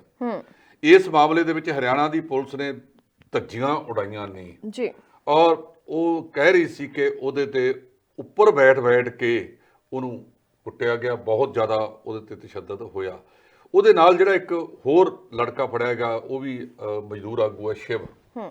ਉਹ ਕਹਿੰਦੇ ਵੀ ਉਹਦੀਆਂ ਪੈਰਾਂ ਦੀਆਂ ਹੱਡੀਆਂ ਤੋੜਤੀਆਂ। ਇਹਨਾਂ ਨੇ ਕਿਹਾ ਵੀ ਅਸੀਂ ਤਾਂ ਕੱਖ ਨਹੀਂ ਕੀਤਾ, ਉਹਦੇ ਹੱਥਾਂ ਦੀਆਂ ਹੱਡੀਆਂ ਟੁੱਟੀਆਂ ਪਈਆਂ ਨੇ, ਉਹਦੀਆਂ ਪੈਰਾਂ ਦੀਆਂ ਹੱਡੀਆਂ ਟੁੱਟੀਆਂ ਪਈਆਂ ਨੇ, ਉਹ ਚੰਡੀਗੜ੍ਹ ਦੇ ਵਿੱਚ ਦਾਖਲ ਹੈਗਾ। ਤਾਂ ਜਦੋਂ ਮਨੁੱਖੀ ਅਧਿਕਾਰਾਂ ਦਾ ਇਸ ਤਰ੍ਹਾਂ ਮਤਲਬ ਘਾਣ ਕੀਤਾ ਜਾਂਦਾ ਹੈ, ਉਦੋਂ ਇਹ ਜਿਹੜੇ ਆਗੂ ਨੇ ਚੁੱਪ ਕਿਉਂ ਰਹਿੰਦੇ ਨੇ? ਅਸਲ ਦੇ ਵਿੱਚ ਜਿਹੜੀ ਪੁਲਿਸ ਹੈ ਨਾ, ਇਹਨਾਂ ਦਾ ਕੰਮ ਹੋ ਗਿਆ ਸਿਰਫ ਤੇ ਸਿਰਫ ਇਹ ਰਾਜਪੂਤ ਨੇ, ਜਿਸਕਾ ਰਾਜ ਉਸੀ ਕੇ ਪੂਤ ਭਾਵ ਇਹਨਾਂ ਦੇ ਇਸ ਵੇਲੇ ਉਹ ਖੱਟੜ ਦੇ ਰੰਗ ਵਿੱਚ ਰੰਗੇ ਹੋਏ ਨੇ। ਔਰ ਜੇ ਕੱਲ੍ਹ ਨੂੰ ਸਰਕਾਰ ਰੱਬ ਨਾ ਕੀਤਾ ਹਟ ਜਾਵੇ ਤਾਂ ਇਹ ਵੀ ਸਮਰੱਥਾ ਰੱਖਦੇ ਆ ਕਿ ਖੱਟੜ ਦਾ ਕੰਨ ਫੜ ਕੇ ਵੀ ਥਾਣੇ ਚਲੇ ਜਾ ਸਕਦੇ ਆ। ਸੋ ਇਹਨਾਂ ਕੋਲ ਕੋਈ ਲਿਹਾਜ਼ ਨਹੀਂ। ਜਿਸ ਤਰੀਕੇ ਦੇ ਨਾਲ ਮਨੁੱਖੀ ਅਧਿਕਾਰਾਂ ਦਾ ਘਾਣ ਹੋ ਰਿਹਾ ਹੈ, ਇਹ ਦੇਸ਼ ਵਾਸਤੇ ਬਹੁਤ ਮੰਦਭਾਗਾ ਹੈ, ਇਹ ਨਹੀਂ ਹੋਣਾ ਚਾਹੀਦਾ। ਉਹ ਨਵਦੀਪ ਕੌਰ ਨੇ ਕੱਲ੍ਹ ਉੱਥੇ ਐਲਾਨ ਕਰਤਾ ਕਿ ਕਿਸਾਨਾਂ ਦਾ ਤੇ ਮਜ਼ਦੂਰਾਂ ਦਾ 9 ਮਾਸ ਦਾ ਰਿਸ਼ਤਾ ਹੈ, ਇਸ ਕਰਕੇ ਉਹ ਕਿਸਾਨਾਂ ਦੇ ਇਸ ਸੰਘਰਸ਼ ਨੂੰ ਆਪਦੇ ਦਿਲੋਂ ਉਹਨਾਂ ਦੀ ਹਮਾਇਤ ਦੇ ਵਿੱਚ ਡਟ ਕੇ ਖੜੀ ਹੈ। ਔਰ ਜਦੋਂ ਤੱਕ ਇਹ ਸੰਘਰਸ਼ ਕਿਸੇ ਸਿਰੇ ਨਹੀਂ ਲੱਗਦਾ, ਉਹ ਆਪਣਾ ਬਣਦਾ ਯੋਗਦਾਨ ਇਹਦੇ ਵਿੱਚ ਪਾਵੇਗੀ। ਔਰ ਜਿਹੜਾ ਮਤਲਬ ਮਜ਼ਦੂਰਾਂ ਦੇ ਆਵਾਜ਼ ਉਹਨੇ ਉਠਾਈ ਹੈ, ਨਾ ਉਹ ਪਹਿਲਾਂ ਬੰਦ ਹੋਈ ਸੀ ਤੇ ਨਾ ਹੁਣ ਬੰਦ ਹੋਵੇਗੀ, ਉਹ ਜਿਉਂਦੀ ਤਿਉਂ ਇਹ ਜਿਹੜੀ ਆਵਾਜ਼ ਆ ਇਸ ਨੂੰ ਉਠਾਉਂਦੀ ਰਹੇਗੀ। ਇਹ ਆਪਣੇ ਆਪ ਦੇ ਵਿੱਚ ਇੱਕ ਮਿਸਾਲ ਹੈ। ਜੇ ਇਹਦੇ ਨਾਲ ਦੂਜਿਆਂ ਨੂੰ ਵੀ ਹੱਲਾਸ਼ੇਰੀ ਮਿਲਦੀ ਹੈ ਕਿ ਜੇ ਔਰਤਾਂ, ਇਹ ਉਹੀ ਗੱਲ ਹੈ ਜਦੋਂ ਗੁਰੂ ਸਾਹਿਬ ਨੂੰ ਕੁਝ 40 ਸਿੰਘ ਜਿਹੜੇ ਬਦਾਵਾ ਦੇ ਕੇ ਚਲੇ ਗਏ ਸੀ ਤਾਂ ਉਹਨਾਂ ਨੂੰ ਮਾਈ ਭਾਗੋ ਤੇ ਹੋਰਾਂ ਨੇ ਲਲਕਾਰਾ ਮਾਰਿਆ ਕਿ ਤੁਸੀਂ ਘਰਾਂ 'ਚ ਬੈਠੋ, ਚੂੜੀਆਂ ਪਾਓ, ਅਸੀਂ ਗੁਰੂ ਸਾਹਿਬ ਦੇ ਨਾਲ ਲੜਾਈ ਲੜਨ ਵਾਸਤੇ ਜਾਂਦੇ ਹਾਂ। ਉਹ ਜਿਹੜਾ ਹੱਲਾਸ਼ੇਰੀ ਹੁੰਦੀ ਹੈ, ਉਹ ਦੂਜਿਆਂ ਨੂੰ ਕਈ ਵਾਰੀ ਰਾਹ ਦਿਖਾਇਆ ਬਣ ਜਾਂਦੀ ਹੈ। ਇਸੇ ਕਰਕੇ ਉਹਨਾਂ ਸ਼ਹੀਦਾਂ ਨੇ ਫਿਰ ਮੁਕਤਸਰ ਦੀ ਧਰਤੀ ਤੇ ਜਾ ਕੇ, ਜਿੱਥੇ ਅੱਜ ਮੁਕਤਸਰ ਸਾਹਿਬ ਹੈ, ਖਿਦਰਾਣੇ ਦੀ ਢਾਬ ਕਿਹਾ ਜਾਂਦਾ ਸੀ, ਉੱਥੇ ਜਾ ਕੇ ਸ਼ਹੀਦੀ ਪ੍ਰਾਪਤ ਕੀਤੀ। ਔਰ ਗੁਰੂ ਸਾਹਿਬ ਨੇ ਮਾਨ ਸਿੰਘ ਦਾ ਜਿਹੜਾ ਉਹ ਬਦਾਵਾ ਸੀ, ਉਹ ਉੱਥੇ ਪਾੜ ਕੇ ਉਹਨਾਂ ਨੂੰ ਮੁਕਤ ਕੀਤਾ, ਤਾਂ ਉਹਨਾਂ ਦੀ ਮੁਕਤੀ ਹੋਈ। ਇਸੇ ਕਰਕੇ ਉਸ ਪਵਿੱਤਰ ਧਰਤੀ ਨੂੰ ਸ੍ਰੀ ਮੁਕਤਸਰ ਸਾਹਿਬ ਕਿਹਾ ਜਾਂਦਾ ਹੈ। ਸਬਬ ਇਸ ਗੱਲ ਦਾ ਹੈ ਕਿ ਇਹ ਨਵਦੀਪ ਕੌਰ ਦਾ ਜਿਹੜਾ ਪਿਛੋਕੜ ਹੈ, ਉਹ ਸ੍ਰੀ ਮੁਕਤਸਰ ਸਾਹਿਬ ਦੇ ਨਾਲ ਹੀ ਸੰਬੰਧਿਤ ਹੈ। ਉਹਦਾ ਜਿਹੜਾ ਉਹਦੇ ਮਾਪਿਓ ਸੀ, ਉਹ ਵੀ ਕਿਸਾਨਾਂ ਦੇ, ਮਜ਼ਦੂਰਾਂ ਦੇ ਆਗੂ ਸੀ। ਜੀ ਬਿਲਕੁਲ, ਤੇ ਕਾਲਰ ਲਗਾਤਾਰ ਸਾਡੇ ਨਾਲ ਬਣ ਰਹੇ ਨੇ, ਅਸੀਂ ਉਹਨਾਂ ਦੇ ਨਾਲ ਵੀ ਗੱਲਬਾਤ ਕਰਾਂਗੇ। ਸਤਿ ਸ਼੍ਰੀ ਅਕਾਲ ਜੀ, ਸਵਾਗਤ ਹੈ ਜੀ ਤੁਹਾਡਾ। ਹਾਂਜੀ, ਸਤਿ ਸ਼੍ਰੀ ਅਕਾਲ ਜੀ। ਸਤਿ ਸ਼੍ਰੀ ਅਕਾਲ ਜੀ ਕੁਲਾਰ ਸਾਹਿਬ। ਹਾਂਜੀ, ਢਿੱਲੋਂ ਭਾਜੀ ਕੀ ਹਾਲ ਚਾਲ ਆ? ਬਿਲਕੁਲ ਠੀਕ ਹੈ ਜੀ। ਹਾਂਜੀ ਭਾਜੀ, ਸਭ ਤੋਂ ਪਹਿਲਾਂ ਜੈ ਜਵਾਨ ਤੇ ਜੈ ਕਿਸਾਨ। ਜੈ ਜਵਾਨ ਜੈ ਕਿਸਾਨ ਜੀ। ਹਾਂਜੀ ਭਾਜੀ, ਜਦੋਂ ਅੰਦੋਲਨ ਚੱਲਦੇ ਹੋਣ, ਗ੍ਰਿਫਤਾਰੀਆਂ ਵੀ ਹੁੰਦੀਆਂ, ਧਾਰਾ ਵੀ ਲੱਗਦੀਆਂ, ਜੇਲ੍ਹ ਵੀ ਜਾਣਾ ਪੈਂਦਾ, ਝੂਠੇ ਕੇਸ ਹੁੰਦੇ ਆ, ਇਹ ਤਾਂ ਸਾਰਾ ਕੁਝ, ਜ਼ਮਾਨਤਾਂ ਵੀ ਹੋ ਜਾਣੀਆਂ, ਤਸੀਹੇ ਵੀ ਝੱਲਣੇ ਪੈਂਦੇ ਹੁੰਦੇ, ਇਹ ਤਾਂ ਸਾਰਾ ਕੁਝ ਨਿਬੜ ਜਾਏਗਾ। ਪਰ ਮੈਂ ਇੱਕ ਅਰਜ਼ ਹੋਰ ਕਰਨੀ ਚਾਹੁੰਦਾ ਕਿ ਇਸ ਅੰਦੋਲਨ ਦੇ ਵਿੱਚੋਂ ਹੁਣ ਤੱਕ ਪੰਜਾਬ ਨੇ ਬਹੁਤ ਕੁਝ ਖੱਟ ਲਿਆ। ਜਿਹੜਾ ਅਸੀਂ ਗਾਂਹ ਹਾਲੇ ਖੱਟਣਾ ਉਹਦਾ ਸਾਨੂੰ ਬੜੇ ਸੰਜਮ ਦੇ ਨਾਲ ਉਹਦਾ ਇੰਤਜ਼ਾਰ ਕਰਨਾ ਚਾਹੀਦਾ ਹੈ। ਸਾਨੂੰ ਸਾਰੇ ਭਾਰਤ ਨੇ ਵੱਡੇ ਭਰਾ ਦਾ ਰੁਤਬਾ ਦਿੱਤਾ ਤੇ ਹੁਣ ਪੰਜਾਬੀਆਂ ਨੂੰ ਮੈਂ ਖਾਸ ਕਰਕੇ ਬੇਨਤੀ ਕਰਦਾ, ਪੰਜਾਬੀਆਂ ਨੂੰ, ਪੰਜਾਬ ਦੇ ਲੋਕਾਂ ਨੂੰ, ਹੁਣ ਸਾਨੂੰ ਵੀ ਵੱਡੇ ਭਰਾ ਵਾਲਾ ਨਾ ਮਾਣ ਬਖਸ਼ਣਾ ਚਾਹੀਦਾ ਬਾਕੀ ਦੇ ਲੋਕਾਂ ਨੂੰ। ਸਾਡੇ ਪੰਜਾਬੀਆਂ ਦੇ ਸੋਸ਼ਲ ਮੀਡੀਆ ਦੇ ਉੱਤੇ ਦੋ ਤਰ੍ਹਾਂ ਦੇ ਫਰਮਾਨ ਆਉਂਦੇ ਨੇ, ਉਹ ਦੋ ਤਰ੍ਹਾਂ ਦੇ ਫਰਮਾਨ ਨਹੀਂ ਆਉਣੇ ਚਾਹੀਦੇ। ਇੱਕ ਤਰ੍ਹਾਂ ਦਾ ਫਰਮਾਨ ਆਉਣਾ ਚਾਹੀਦਾ ਜਿਹੜਾ ਸਿਰਫ ਸੰਯੁਕਤ ਮੋਰਚੇ ਦੀ ਸਟੇਜ ਤੋਂ ਦਿੱਤਾ ਜਾਵੇ। ਦੋ ਤਰ੍ਹਾਂ ਦੇ ਤੁਸੀਂ ਰਿਪੋਰਟਰ ਹੋ, ਤੁਸੀਂ ਸਮਝਦੇ ਹੋ ਮੈਂ ਜਿਹੜੀ ਗੱਲ ਕਹਿ ਰਿਹਾ। ਇਹ ਵਕਤ ਨਹੀਂ ਵੀਰ ਜੀ ਸਾਡਾ ਇਹਨਾਂ ਗੱਲਾਂ ਕਰਨ ਦਾ। ਇਸ ਕਰਕੇ ਮੇਰੀ ਹੱਥ ਬੰਨ੍ਹ ਕੇ ਸਾਰਿਆਂ ਨੂੰ ਬੇਨਤੀ ਹੈ ਵੀਰ ਜੀ, ਓਕੇ ਵੀਰ ਜੀ, ਉੱਚਾ ਨੀਵਾਂ ਬੋਲਿਆ ਚੱਲਿਆ ਮਾਫ, ਜੈ ਜਵਾਨ ਤੇ ਜੈ ਕਿਸਾਨ। ਜੀ ਬਹੁਤ ਬਹੁਤ ਧੰਨਵਾਦ। ਅਗਲੇ ਕਾਲਰ ਦੇ ਨਾਲ ਗੱਲਬਾਤ ਕਰਾਂਗੇ ਜੀ। ਸਤਿ ਸ਼੍ਰੀ ਅਕਾਲ, ਸਵਾਗਤ ਹੈ ਤੁਹਾਡਾ। ਹੈਲੋ ਜੀ ਸਤਿ ਸ਼੍ਰੀ ਅਕਾਲ। ਹਾਂਜੀ ਸਤਿ ਸ੍ਰੀ ਅਕਾਲ ਜੀ। ਜੀ ਸਵਾਗਤ ਹੈ ਜੀ ਤੁਹਾਡਾ। ਹਾਂਜੀ ਮੈਂ ਜੀ ਰੁਪਿੰਦਰ ਜੋਧਾ ਜਾਪਾਨ ਤੋਂ ਬੋਲ ਰਿਹਾ ਜੀ। ਜੀ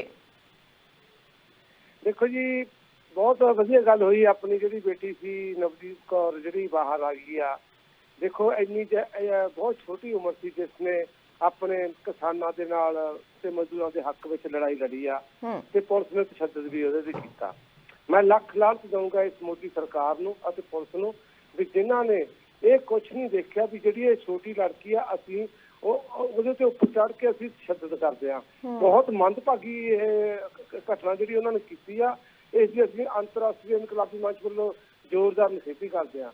ਦੂਸਰੇ ਨੰਬਰ ਤੇ ਦੇਖੋ ਜਾਪਾਨ ਦੇ ਵਿੱਚ ਪੁਲਿਸ ਆ ਜੀ, ਉਹ ਮਤਲਬ ਕਿਸੇ ਨੂੰ ਕਹਿੰਦਾ ਮਤਲਬ ਇੱਕ ਡੰਡਾ ਪਲੇਟ ਨਹੀਂ ਹੁੰਦੀ ਕਦੇ ਵੀ, ਕਿਉਂਕਿ ਉਹ ਆਪਣੇ ਕੋਈ ਹੱਕ ਮੰਗਣ ਤੇ ਜੇ ਤੁਸੀਂ ਪੁਲਿਸ ਤਸ਼ੱਦਦ ਕਰੇ, ਇਹ ਕਿੰਨੀ ਲਾਹਨਤ ਹੈ ਇਸ ਗੱਲ ਦੀ।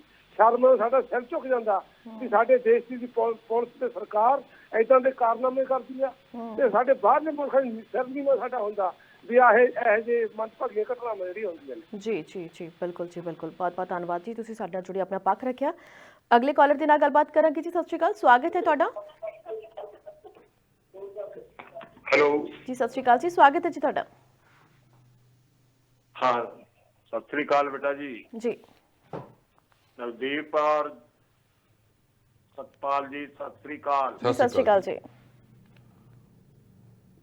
ਹੈਲੋ ਹਾਂਜੀ ਹਾਂਜੀ ਆਨਰ ਹੈ ਜੀ ਤੁਸੀਂ। ਸਤਿ ਸ਼੍ਰੀ ਅਕਾਲ ਜੀ। ਹਾਂਜੀ ਇਸ ਤਰ੍ਹਾਂ ਹੈ ਜਿਸ ਤਰ੍ਹਾਂ ਜਿਨ੍ਹਾਂ ਸਟੇਟਾਂ ਦੇ ਵਿੱਚ ਇਲੈਕਸ਼ਨ ਹਜੇ ਨਹੀਂ ਹੋਏ ਉੱਥੇ ਆਪਣੇ ਜਿਹੜੇ ਅੱਛੇ ਬੁਲਾਰੇ ਆ, ਇੱਕ ਕਿਸਾਨ ਲੀਡਰ ਉੱਥੇ ਭੇਜੋ ਤਾਂ ਕਿ ਇਹਨਾਂ ਦੀ ਕਰਤੂਤ ਦੱਸੋ ਉੱਥੇ, ਔਰ ਉੱਥੇ ਲੋਕਾਂ ਨੂੰ ਕਹੋ ਇਹਨਾਂ ਨੂੰ ਵੋਟਾਂ ਨਹੀਂ ਦਿਓ।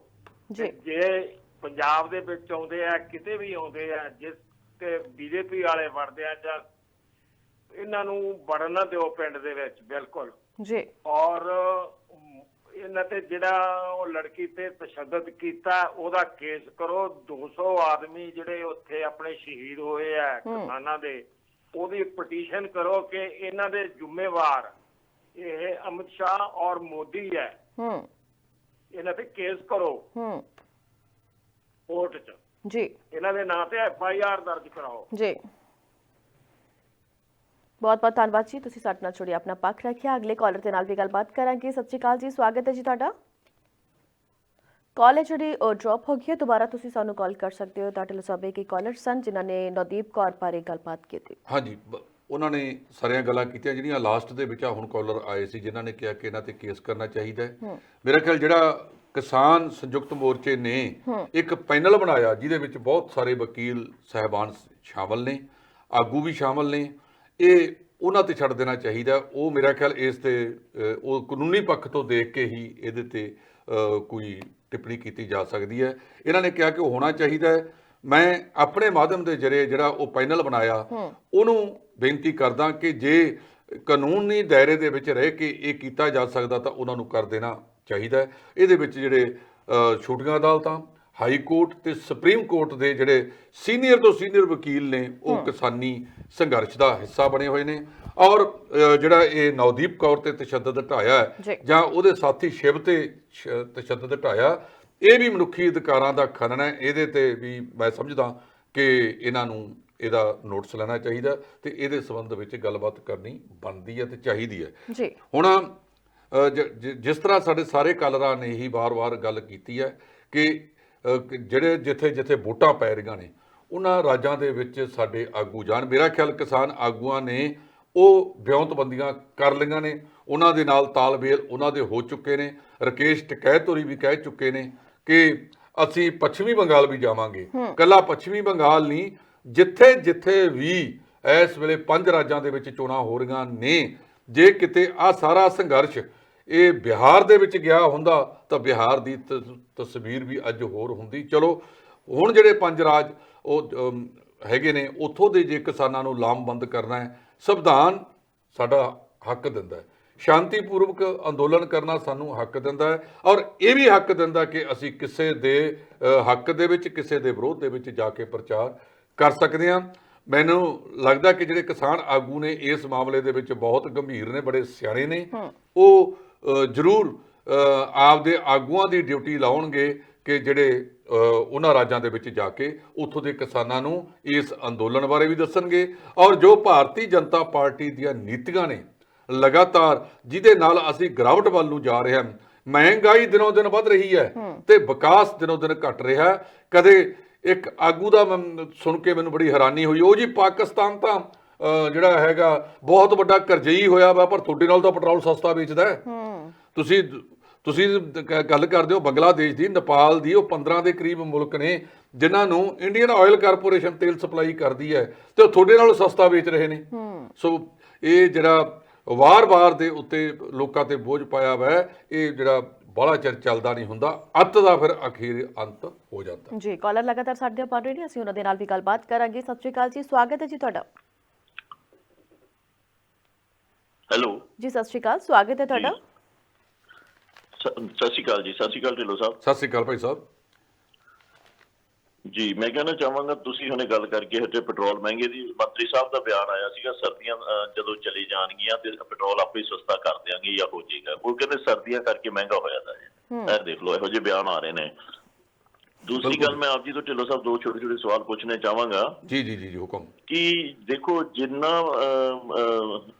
ਇਨਸਾਨੀ ਹੱਕਾਂ ਦਾ ਜਿਹੜਾ ਹਾਨੀ ਪਹੁੰਚਾਈ ਜਾ ਰਹੀ ਹੈ ਔਰ ਜਿਸ ਤਰ੍ਹਾਂ ਦੀ ਡਿਕਟੇਟਰਸ਼ਿਪ ਉੱਥੇ ਚੱਲ ਰਹੀ ਹੈ, ਮੈਂ ਪੁੱਛਣਾ ਚਾਹਾਂਗਾ ਇੰਡੀਆ ਦੇ ਅੰਦਰ ਕਿਆ ਰਾਜਿਆਂ ਦਾ ਰਾਜ ਚੱਲ ਰਿਹਾ ਜੇ ਕਿਸੇ ਰਾਜੇ ਦਾ, ਜਾਂ ਲੋਕਤੰਤਰ ਹੈ ਐਕਚੁਅਲ ਦੇ ਅੰਦਰ।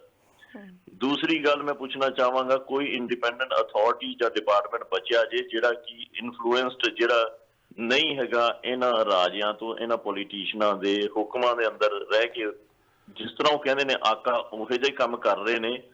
ਕਿਆ ਕੋਈ ਇੰਡੀਪੈਂਡੈਂਟ ਬਚਿਆ ਵੀ ਹੈਗੀ ਕੋਈ ਅਥਾਰਟੀ, ਜਾਂ ਸਿਰਫ ਤੇ ਸਿਰਫ ਆਕਿਆਂ ਨੂੰ ਜੀ ਹਜ਼ੂਰੀ ਕਰ ਰਹੇ ਨੇ? ਬਾਪ ਬੜਾ ਨਾ ਭਈਆ, ਪੈਸਾ ਸਭ ਤੋਂ ਬੜਾ ਰੁਪਈਆ ਦੀ ਗੱਲ ਹੈਗੀ ਹੈ ਜੀ। ਇਹਦੇ ਬਾਰੇ ਦੱਸੋ। ਬਿਲਕੁਲ ਠੀਕ ਹੈ ਜੀ, ਤੁਸੀਂ ਜਿਹੜੀ ਗੱਲ ਕੀਤੀ ਹੈ ਉਹਦਾ ਜਵਾਬ ਵੀ ਤੁਸੀਂ ਆਪ ਹੀ ਦਿੱਤਾ ਕਿ ਇੱਥੇ ਕੋਈ ਅਦਾਰਾ ਇਹੋ ਜਿਹਾ ਨਹੀਂ ਬਚਿਆ ਹੈਗਾ ਜਿਹੜੇ ਕਿਸੇ ਵੇਲੇ ਜਿਨ੍ਹਾਂ ਦੀ ਜਿਹੜੀ ਸੀ ਨਾ ਭਰੋਸੇਯੋਗਤਾ, CBI, NIA ਜਾਂ ਆਮਦਨ ਕਰ ਵਿਭਾਗ, ਉਹ ਸਾਰੇ ਦਾ ਸਾਰਾ ਇਹਨਾਂ ਦੇ ਪਿੰਜਰੇ ਦੇ ਤੋਤੇ ਬਣ ਗਏ ਨੇ। ਇਹਨਾਂ ਮੁਤਾਬਕ ਚੱਲਦੇ ਨੇ, ਜਿੰਨੀ ਕੁ ਚੂਰੀ ਖਵਾ ਕੇ ਤੋੜ ਦਿੰਦੇ ਨੇ ਉਸ ਤਰ੍ਹਾਂ ਦਾ ਕੰਮ ਕਰਦੇ ਨੇ। ਅੱਜ ਜਿਹੜੇ 2 ਬੰਦੇ ਇਸੇ ਕਰਕੇ ਤਾਂ ਨਾਅਰੇ ਲਾ ਰਹੇ ਨੇ ਵਿਰੋਧੀ ਧਿਰ ਵਾਲੇ ਵੀ, ਹਮ ਦੋ ਹਮਾਰੇ ਦੋ। ਭਾਰਤੀ ਜਨਤਾ ਪਾਰਟੀ ਦੇ ਵਿੱਚ ਵੀ ਬਹੁ ਗਿਣਤੀ ਆਗੂਆਂ ਦੇ ਦਮ ਘੁੱਟ ਰਹੇ ਨੇ, ਪਰ ਉਹਨਾਂ ਦੀਆਂ ਮਜਬੂਰੀਆਂ, ਕਿਉਂਕਿ ਉਹ ਕੁਰਸੀ ਲਈ ਬੈਠੇ ਨੇ, ਇਸ ਕਰਕੇ ਨਹੀਂ ਬੋਲਦੇ।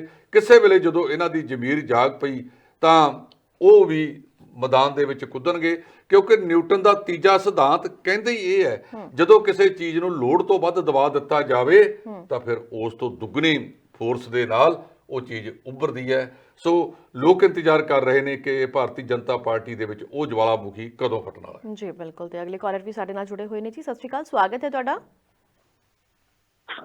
ਹੈਲੋ, ਸਤਿ ਸ੍ਰੀ ਅਕਾਲ ਜੀ। ਜੀ ਸਤਿ ਸ਼੍ਰੀ ਅਕਾਲ ਜੀ।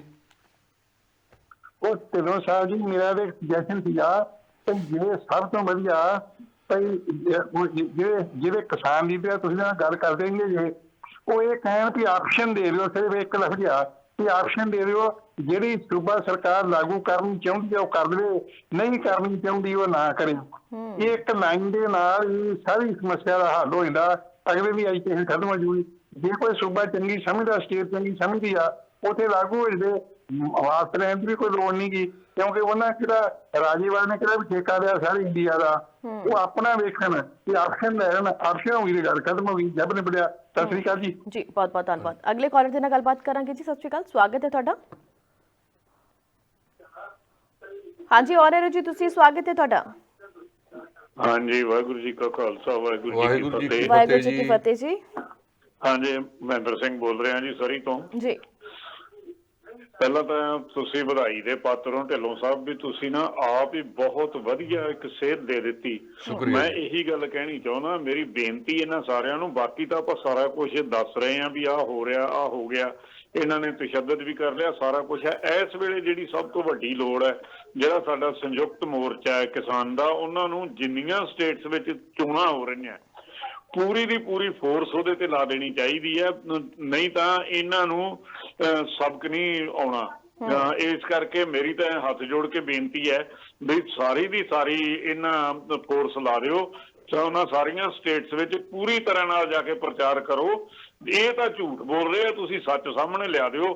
ਜਿੰਨਾ ਚਿਰ ਇਹਨਾਂ ਨੂੰ ਉੱਥੋਂ ਮੂੰਹ ਦੀ ਨਹੀਂ ਖਾਣੀ ਪੈਂਦੀ, ਉਹਨਾਂ ਚਿਰ ਇਹ ਸੂਤ ਆਉਣ ਵਾਲੇ ਨਹੀਂ। ਤੇ ਹੁਣ ਤਾਂ ਇਹ ਹੈ ਜੀ, ਹਰ ਬੇਲਾ ਲੱਖੀ ਜੰਗਲ ਬਣ ਜੇ, ਹਰ ਢਾਬ ਹੋਵੇ ਖਿਦਰਾਣਾ। ਹੁਣ ਤਾਂ ਇਹ ਬਣਾਉਣਾ ਪਊਗਾ ਸਾਨੂੰ। ਧੰਨਵਾਦ। ਵਾਹਿਗੁਰੂ ਜੀ ਕਾ ਖਾਲਸਾ, ਵਾਹਿਗੁਰੂ ਜੀ ਕੀ ਫਤਿਹ ਜੀ। ਬਹੁਤ ਬਹੁਤ ਧੰਨਵਾਦ, ਤੁਸੀਂ ਸਾਡੇ ਨਾਲ ਜੁੜੇ। ਅਗਲੇ ਕਾਲਰ ਦੇ ਨਾਲ ਗੱਲਬਾਤ ਕਰਾਂਗੇ ਜੀ। ਸਤਿ ਸ਼੍ਰੀ ਅਕਾਲ, ਸਵਾਗਤ ਹੈ ਤੁਹਾਡਾ।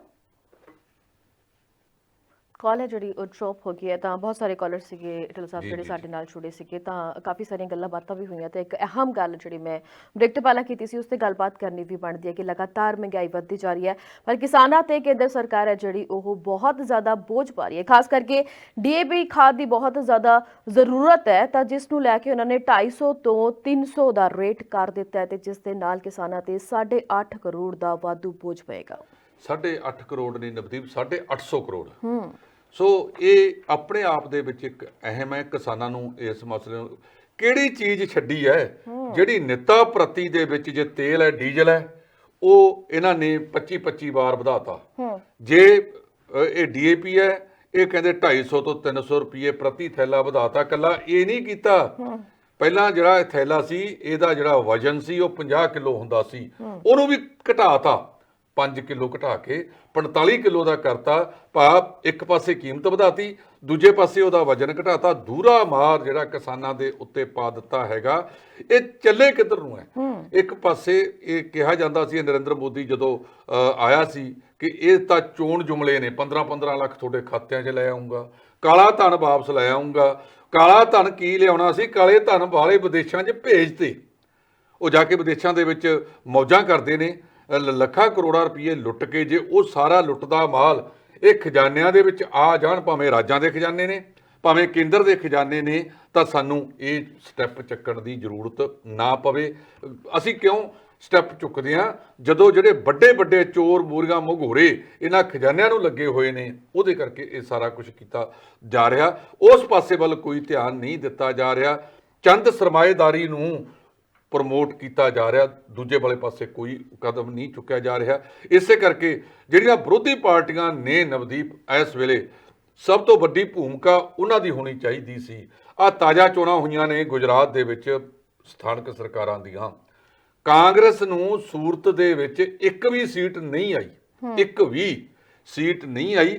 ਇਹ ਕਾਂਗਰਸ ਲਗਾਤਾਰ ਸੁੰਗੜਦੀ ਜਾ ਰਹੀ ਹੈ, ਲਗਾਤਾਰ ਇਹਦਾ ਖਾਤਮਾ ਹੁੰਦਾ ਜਾ ਰਿਹਾ ਹੈ, ਔਰ ਇਹਦੇ ਆਗੂਆਂ ਨੇ ਕਦੇ ਮਿਲ ਬੈਠ ਕੇ ਇਹਦੇ ਬਾਰੇ ਨਹੀਂ ਸੋਚਿਆ। ਇਸ ਵੇਲੇ ਗੁਜਰਾਤ ਸੂਰਤ ਦੇ ਵਿੱਚ ਦੂਜੇ ਨੰਬਰ ਤੇ ਜੇ ਕੋਈ ਪਾਰਟੀ ਆਈ ਹੈ ਤਾਂ ਆਮ ਆਦਮੀ ਪਾਰਟੀ ਆ ਗਈ। ਆਮ ਆਦਮੀ ਪਾਰਟੀ ਨੇ ਦਿੱਲੀ ਤੋਂ ਬਾਅਦ ਆਪਦੇ 'ਚ ਪੈਰ ਪਸਾਰੇ ਪੰਜਾਬ ਦੇ ਵਿੱਚ।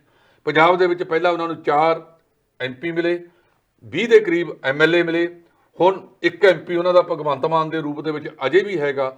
ਜੇ ਉਹ ਸੂਰਤ ਦੇ ਵਿੱਚ ਜਾ ਕੇ ਆਪਦੇ ਪੈਰ ਲਾ ਸਕਦੇ ਆ ਤਾਂ ਇਹਦੇ ਤੋਂ ਜਿਹੜੇ ਇਹ ਕਾਂਗਰਸੀ ਆਗੂ ਨੇ, ਇਹਨਾਂ ਨੂੰ ਸਬਕ ਸਿੱਖਣਾ ਚਾਹੀਦਾ ਹੈ। ਦਿਲਚਸਪ ਗੱਲ ਇਹ ਹੈ ਕਿ ਕੱਲ ਜੰਮੂ ਕਸ਼ਮੀਰ ਦੇ ਵਿੱਚ ਗੁਲਾਮ ਨਬੀ ਆਜ਼ਾਦ ਜਿਹੜੇ ਹੁਣੇ ਰਾਜ ਸਭਾ ਤੋਂ ਸੇਵਾ ਮੁਕਤ ਹੋਏ ਨੇ, ਕੱਲ ਉਹਨਾਂ ਨੇ ਇੱਕ G23 ਭਾਵ 23 ਅਗਸਤ ਨੂੰ ਪਿਛਲੇ ਸਾਲ ਕੁਝ ਆਗੂਆਂ ਦੀ ਕਾਂਗਰਸ ਦੀ ਮੀਟਿੰਗ ਹੋਈ ਸੀ, ਜਿਸ ਕਰਕੇ ਉਸ ਗਰੁੱਪ ਨੂੰ G23 ਕਹਿੰਦੇ ਨੇ।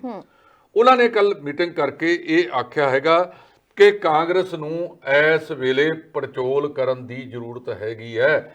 ਕਾਂਗਰਸ ਲਗਾਤਾਰ ਹਾਸ਼ੀਏ ਤੇ ਕਿਉਂ ਧੱਕੀ ਜਾ ਰਹੀ ਹੈ, ਜਾਂ ਜਿਹੜੇ ਪਰਿਵਾਰ ਨੂੰ ਲੈ ਕੇ ਹੁਣ ਤੱਕ ਵੀ ਗਾਂਧੀ ਪਰਿਵਾਰ ਤੋਂ ਬਾਹਰ ਨਹੀਂ ਜਾ ਸਕਦੀ, ਗਾਂਧੀ ਪਰਿਵਾਰ ਤੋਂ ਬਾਹਰ ਨਹੀਂ ਜਾ ਸਕਦੀ। ਇਹਨਾਂ ਨੂੰ ਸਵੈ ਪੜਚੋਲ ਕਰਨੀ ਚਾਹੀਦੀ ਹੈ। ਜੇ ਇਹਨਾਂ ਨੇ ਆਪਦੀ ਸਵੈ ਪੜਚੋਲ ਨਹੀਂ ਕੀਤੀ ਤਾਂ ਜੋ ਨਰਿੰਦਰ ਮੋਦੀ ਪ੍ਰਧਾਨ ਮੰਤਰੀ ਹੋਰੀ ਆਖਦੇ ਨੇ ਕਿ ਕਾਂਗਰਸ ਮੁਕਤ ਭਾਰਤ ਕਰ ਦੇਣਾ ਹੈ, ਤਾਂ ਉਹ ਆਪਦੇ ਸੁਪਨੇ ਨੂੰ ਸੱਚ ਵਿੱਚ ਬਦਲ ਦੇਣਗੇ। ਬਹੁਤ ਸਾਰੇ ਆਗੂ ਜਿਨ੍ਹਾਂ ਦੇ ਵਿੱਚ ਆਨੰਦ ਸ਼ਰਮਾ, ਮਨੀਸ਼ ਤਿਵਾੜੀ, ਰਾਜ ਬੱਬਰ, ਇਹ ਸਾਰੇ ਇਕੱਠੇ ਹੋਏ ਜਿਨ੍ਹਾਂ ਨੇ ਇਹ ਚਿੰਤਾ ਜ਼ਾਹਰ ਕੀਤੀ ਕਿ ਜੇ ਅਸੀਂ ਕਾਂਗਰਸ ਨੂੰ ਨਾ ਸੰਭਾਲਿਆ ਤਾਂ ਕਾਂਗਰਸ ਇਸੇ ਤਰ੍ਹਾਂ ਰਾਜਾਂ ਦੇ ਵਿੱਚ ਸੁਗੜਦੀ ਚਲੀ ਜਾਵੇਗੀ।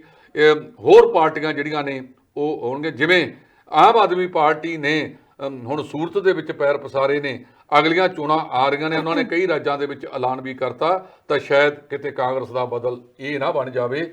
ਸੋ ਕਾਂਗਰਸ ਨੇ ਜੇ ਆਪਦੇ ਆਪ ਨੂੰ ਮਜ਼ਬੂਤ ਕਰਨਾ ਹੈਗਾ ਤਾਂ ਉਹਨੂੰ ਆਪਦੀਆਂ ਨੀਤੀਆਂ ਤੇ ਜਿਹੜੀ ਬਾਗਡੋਰ ਆ ਕਿਸੇ ਹੋਰ ਦੇ ਹੱਥ 'ਚ ਦੇਣੀ ਪਵੇਗੀ। ਬਹੁਤ ਸਾਰੇ ਸੀਨੀਅਰ ਆਗੂ ਇਹਨਾਂ ਕੋਲ ਵੀ ਬੈਠੇ ਨੇ ਜਿਹੜੇ ਉਸ ਨੂੰ ਚਲਾ ਸਕਦੇ ਨੇ।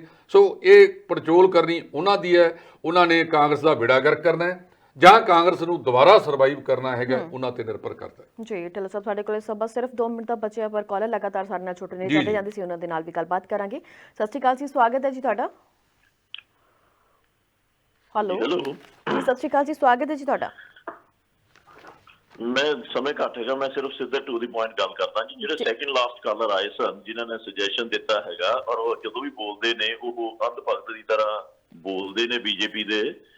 ਉਹ ਕਹਿ ਰਹੇ ਸਨ ਕਿ ਕਿਸਾਨਾਂ ਨੂੰ ਕਹਿਣਾ ਚਾਹੀਦਾ ਹੈਗਾ ਕਿ ਜਿਸ ਸਟੇਟ ਦੇ ਅੰਦਰ ਲਾਗੂ ਕਰਨਾ ਚਾਹਣ ਕਰ ਲੈਣ, ਜਿਸ ਸਟੇਟ 'ਚ ਨਹੀਂ ਕਰਨਾ ਚਾਹਣ ਨਾ ਕਰਨ। ਇਹਨਾਂ ਨੂੰ ਇੰਨੀ ਸਮਝ ਹੋਣੀ ਚਾਹੀਦੀ ਹੈ, ਜਦੋਂ ਹਰ ਰਾਜ ਦੇ ਅੰਦਰ ਬੀਜੇਪੀ ਦੀ ਸਰਕਾਰਾਂ ਬਣਦੀਆਂ ਜਾ ਰਹੀਆਂ ਨੇ ਜੋੜ ਤੋੜ ਨਾਲ ਜਾਂ EVM ਦੀ ਨਾਲ, ਜਦੋਂ ਇਹ ਲਾਅ ਹੀ ਬੀਜੇਪੀ ਵਾਲੇ ਲੈ ਕੇ ਆਏ ਨੇ ਜਿਹੜੇ ਕਿ ਕਾਰਪੋਰੇਟ ਦੇ ਹੱਕ 'ਚ ਨੇ, ਤੇ ਜੇ ਸਰਕਾਰਾਂ ਹਰ ਸਟੇਟ ਦੇ ਅੰਦਰ ਜਾਂ ਜ਼ਿਆਦਾਤਰ ਸਟੇਟ ਦੇ ਅੰਦਰ ਬਣ ਜਾਣਗੀਆਂ ਬੀਜੇਪੀ ਦੀਆਂ, ਤੇ ਲਾਗੂ ਤੇ ਬੀਜੇਪੀ ਦੀ ਪਾਲਿਸੀ ਤੇ ਲਾਅ ਹੀ ਲਾਗੂ ਕਰਨਗੇ ਨਾ, ਤੇ ਫਿਰ ਉਸ ਸਮੇਂ ਉਹ ਜ਼ਰੂਰ ਇਹ ਲਾਗੂ ਕਰਨਗੇ ਆਪਣੀ ਸਟੇਟ ਦੇ ਅੰਦਰ। ਤੇ ਜਦੋਂ ਬਚੀ ਨਹੀਂ ਕੋਈ ਸਟੇਟ ਜਾਂ ਘੱਟ ਗਿਣਤੀ ਦੇ ਅੰਦਰ ਬਚੀਆਂ ਹੋਈਆਂ ਸਟੇਟ ਹੋਣਗੀਆਂ ਜਿੱਥੇ ਹੋਰ ਪਾਰਟੀਆਂ ਦੀ ਸਰਕਾਰਾਂ ਹੋਣਗੀਆਂ, ਤੇ ਉਹ ਜਿਹੜੇ ਮੈਜੋਰਟੀ ਦੇ ਕਿਸਾਨ ਨੇ ਉਹਨਾਂ ਸਟੇਟਾਂ ਦੇ, ਉਹ ਸਾਰੇ ਅਫੈਕਟਡ ਹੋਣਗੇ ਇਸ ਲਾਅ ਨਾਲ। ਜਦੋਂ ਕਿਸਾਨ ਮੰਗ ਕਰ ਰਹੇ ਨੇ ਕਿ ਅਸੀਂ ਇਸ ਨੂੰ ਸਾਰਿਆਂ ਨੂੰ ਰਿਪੀਲ ਕਰਵਾਉਣਾ ਹੈਗਾ, ਅੰਧ ਭਗਤਾਂ ਦੀ ਤਰ੍ਹਾਂ ਬੋਲਣਾ ਛੱਡ ਕੇ ਰੇਡੀਓ ਦੇ ਉੱਤੇ ਆ ਕੇ ਥੋੜਾ ਜਿਹਾ ਸੋਚ ਸਮਝ ਕੇ ਬੋਲ ਲੈਣ ਤੇ ਚੰਗੀ ਗੱਲ ਹੈਗੀ ਹੈ। ਸ਼ੁਕਰੀਆ ਜੀ। ਜੀ ਬਹੁਤ ਬਹੁਤ ਧੰਨਵਾਦ ਜੀ। ਅਗਲੇ ਕਾਲਰ ਦੇ ਨਾਲ ਗੱਲਬਾਤ ਕਰਾਂਗੇ ਜੀ। ਸਤਿ ਸ਼੍ਰੀ ਅਕਾਲ, ਸਵਾਗਤ ਹੈ ਤੁਹਾਡਾ। ਹਾਂਜੀ ਔਨ 에ਅਰ ਜੀ, ਤੁਸੀਂ, ਸਵਾਗਤ ਹੈ ਤੁਹਾਡਾ। ਹੈਲੋ, ਮਾਫੀ ਚਾਹਾਂਗੇ, ਕਾਲ ਸਾਨੂੰ ਡ੍ਰੌਪ ਕਰਨੀ ਪੈ ਰਹੀ ਹੈ ਤੇ ਅਗਲੇ ਕਾਲਰ ਦੇ ਨਾਲ ਗੱਲਬਾਤ ਕਰਾਂਗੇ ਜੀ। ਸਤਿ ਸ਼੍ਰੀ ਅਕਾਲ, ਸਵਾਗਤ ਹੈ ਤੁਹਾਡਾ।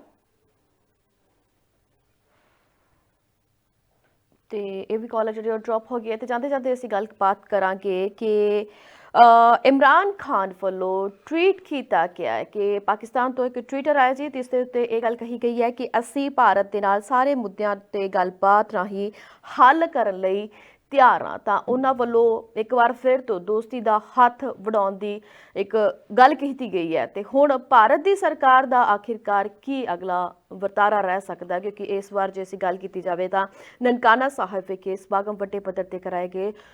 ਸਾਕਾ ਨਨਕਾਣਾ ਦਾ ਸ਼ਤਾਬਦੀ ਦਿਵਸ ਮਨਾਇਆ ਜਾਣਾ ਸੀ। ਕੇਂਦਰ ਸਰਕਾਰ ਨੇ ਐਨ ਵਕਤ ਤੇ ਜਥੇ ਨੂੰ ਰੋਕ ਦਿੱਤਾ, ਜਿਸ ਦਾ ਵੀ ਜਿਹੜੀ ਪਾਕਿਸਤਾਨ ਸਰਕਾਰ ਹੈ ਉਸਨੇ ਮੰਦਭਾਗਾ ਇਸ ਨੂੰ ਕਰਾਰ ਦਿੱਤਾ। ਸਾਡੇ ਸਿੱਖਾਂ ਦੇ ਵਿੱਚ ਵੀ ਬਹੁਤ ਸਾਰੀ ਨਮੋਸ਼ੀ ਹੈ ਇਸ ਗੱਲ ਨੂੰ ਲੈ ਕੇ ਕਿ ਆਖਿਰਕਾਰ ਕਿਸਾਨੀ ਸੰਘਰਸ਼ ਦੇ ਚੱਲਦਿਆਂ ਹੋਇਆਂ ਹੀ ਕੇਂਦਰ ਸਰਕਾਰ ਵੱਲੋਂ ਇਸ ਸਟੈਪ ਜਿਹੜਾ ਉਹ ਪੁੱਟਿਆ ਗਿਆ। ਤਾਂ ਢਿੱਲੋਂ ਸਾਹਿਬ, ਸਮਾਂ ਆਪਣੇ ਕੋਲ ਬਹੁਤ ਘੱਟ ਹੈ, ਸੀਮਤ ਸ਼ਬਦਾਂ ਦੇ ਵਿੱਚ। ਦੇਖੋ ਗੱਲ ਇਹ ਹੈ, ਇੱਕ ਤਾਂ ਜਿਹੜੇ ਕਾਲਰ ਨੇ ਸਾਡੀ ਗੱਲ ਕੀਤੀ ਹੈ ਕਿ ਕੋਈ ਰਾਜ ਕਰ ਲੇ ਕੋਈ ਨਹੀਂ ਕਰ ਲਈ, ਉਹਦਾ ਜਵਾਬ ਦਿੱਤਾ ਹੈਗਾ, ਉਹ ਬਿਲਕੁਲ ਠੀਕ ਕਹਿੰਦੇ ਨੇ। ਫਿਰ 3 ਮਹੀਨਿਆਂ ਤੋਂ ਉੱਥੇ ਦਿੱਲੀ ਦੇ ਬਾਰਡਰਾਂ ਤੇ ਬੈਠਣ ਦਾ ਕੋਈ ਜ਼ਰੂਰਤ ਨਹੀਂ ਸੀ ਜੇ ਇਸ ਤਰ੍ਹਾਂ ਦੀ ਲਾਗੂ ਕਰਨੀ ਹੈ। ਜੇ ਉਹਨਾਂ ਦੀ ਇਹ ਮਨਸਾ ਹੁੰਦੀ ਤਾਂ ਜਿਹੜੇ ਖੇਤੀ ਹੈ ਉਹ ਤਾਂ ਪਹਿਲੇ ਹੀ ਰਾਜਾਂ ਦਾ ਵਿਸ਼ਾ ਹੈ, ਰਾਜਾਂ ਮੁਤਾਬਕ ਉਹਦੇ ਵਿੱਚ ਜ਼ਬਰਦਸਤੀ ਦਖਲਅੰਦਾਜ਼ੀ ਕੀਤੀ ਹੈ ਕੇਂਦਰ ਸਰਕਾਰ ਨੇ।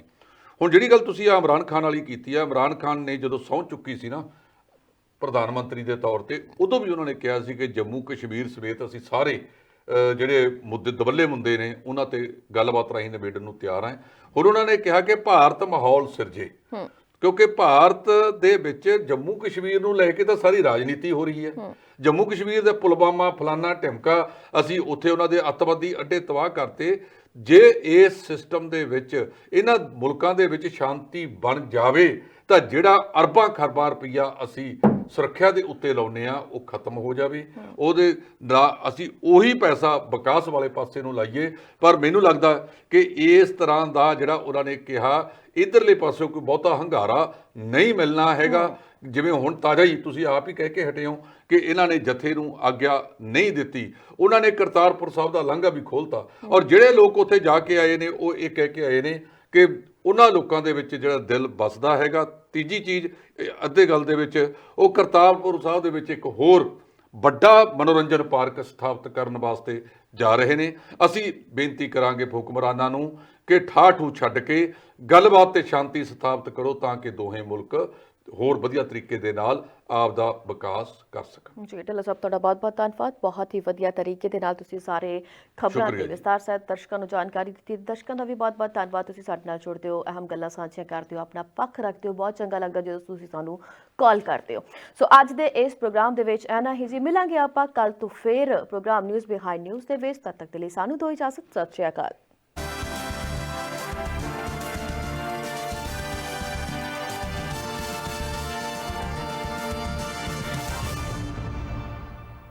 देख सकते हो ग्लोबल पंजाब टीवी ਨੂੰ ਡਾਊਨਲੋਡ ਕਰੋ ਸਾਡੀ ਐਪ ਐਂਡਰੋਇਡ ਜਾਂ iOS ਤੇ ਫ੍ਰੀ ਵਿੱਚ, roku ਅਤੇ Amazon Fire TV ਤੇ ਜਾਂ Apple TV ਤੇ।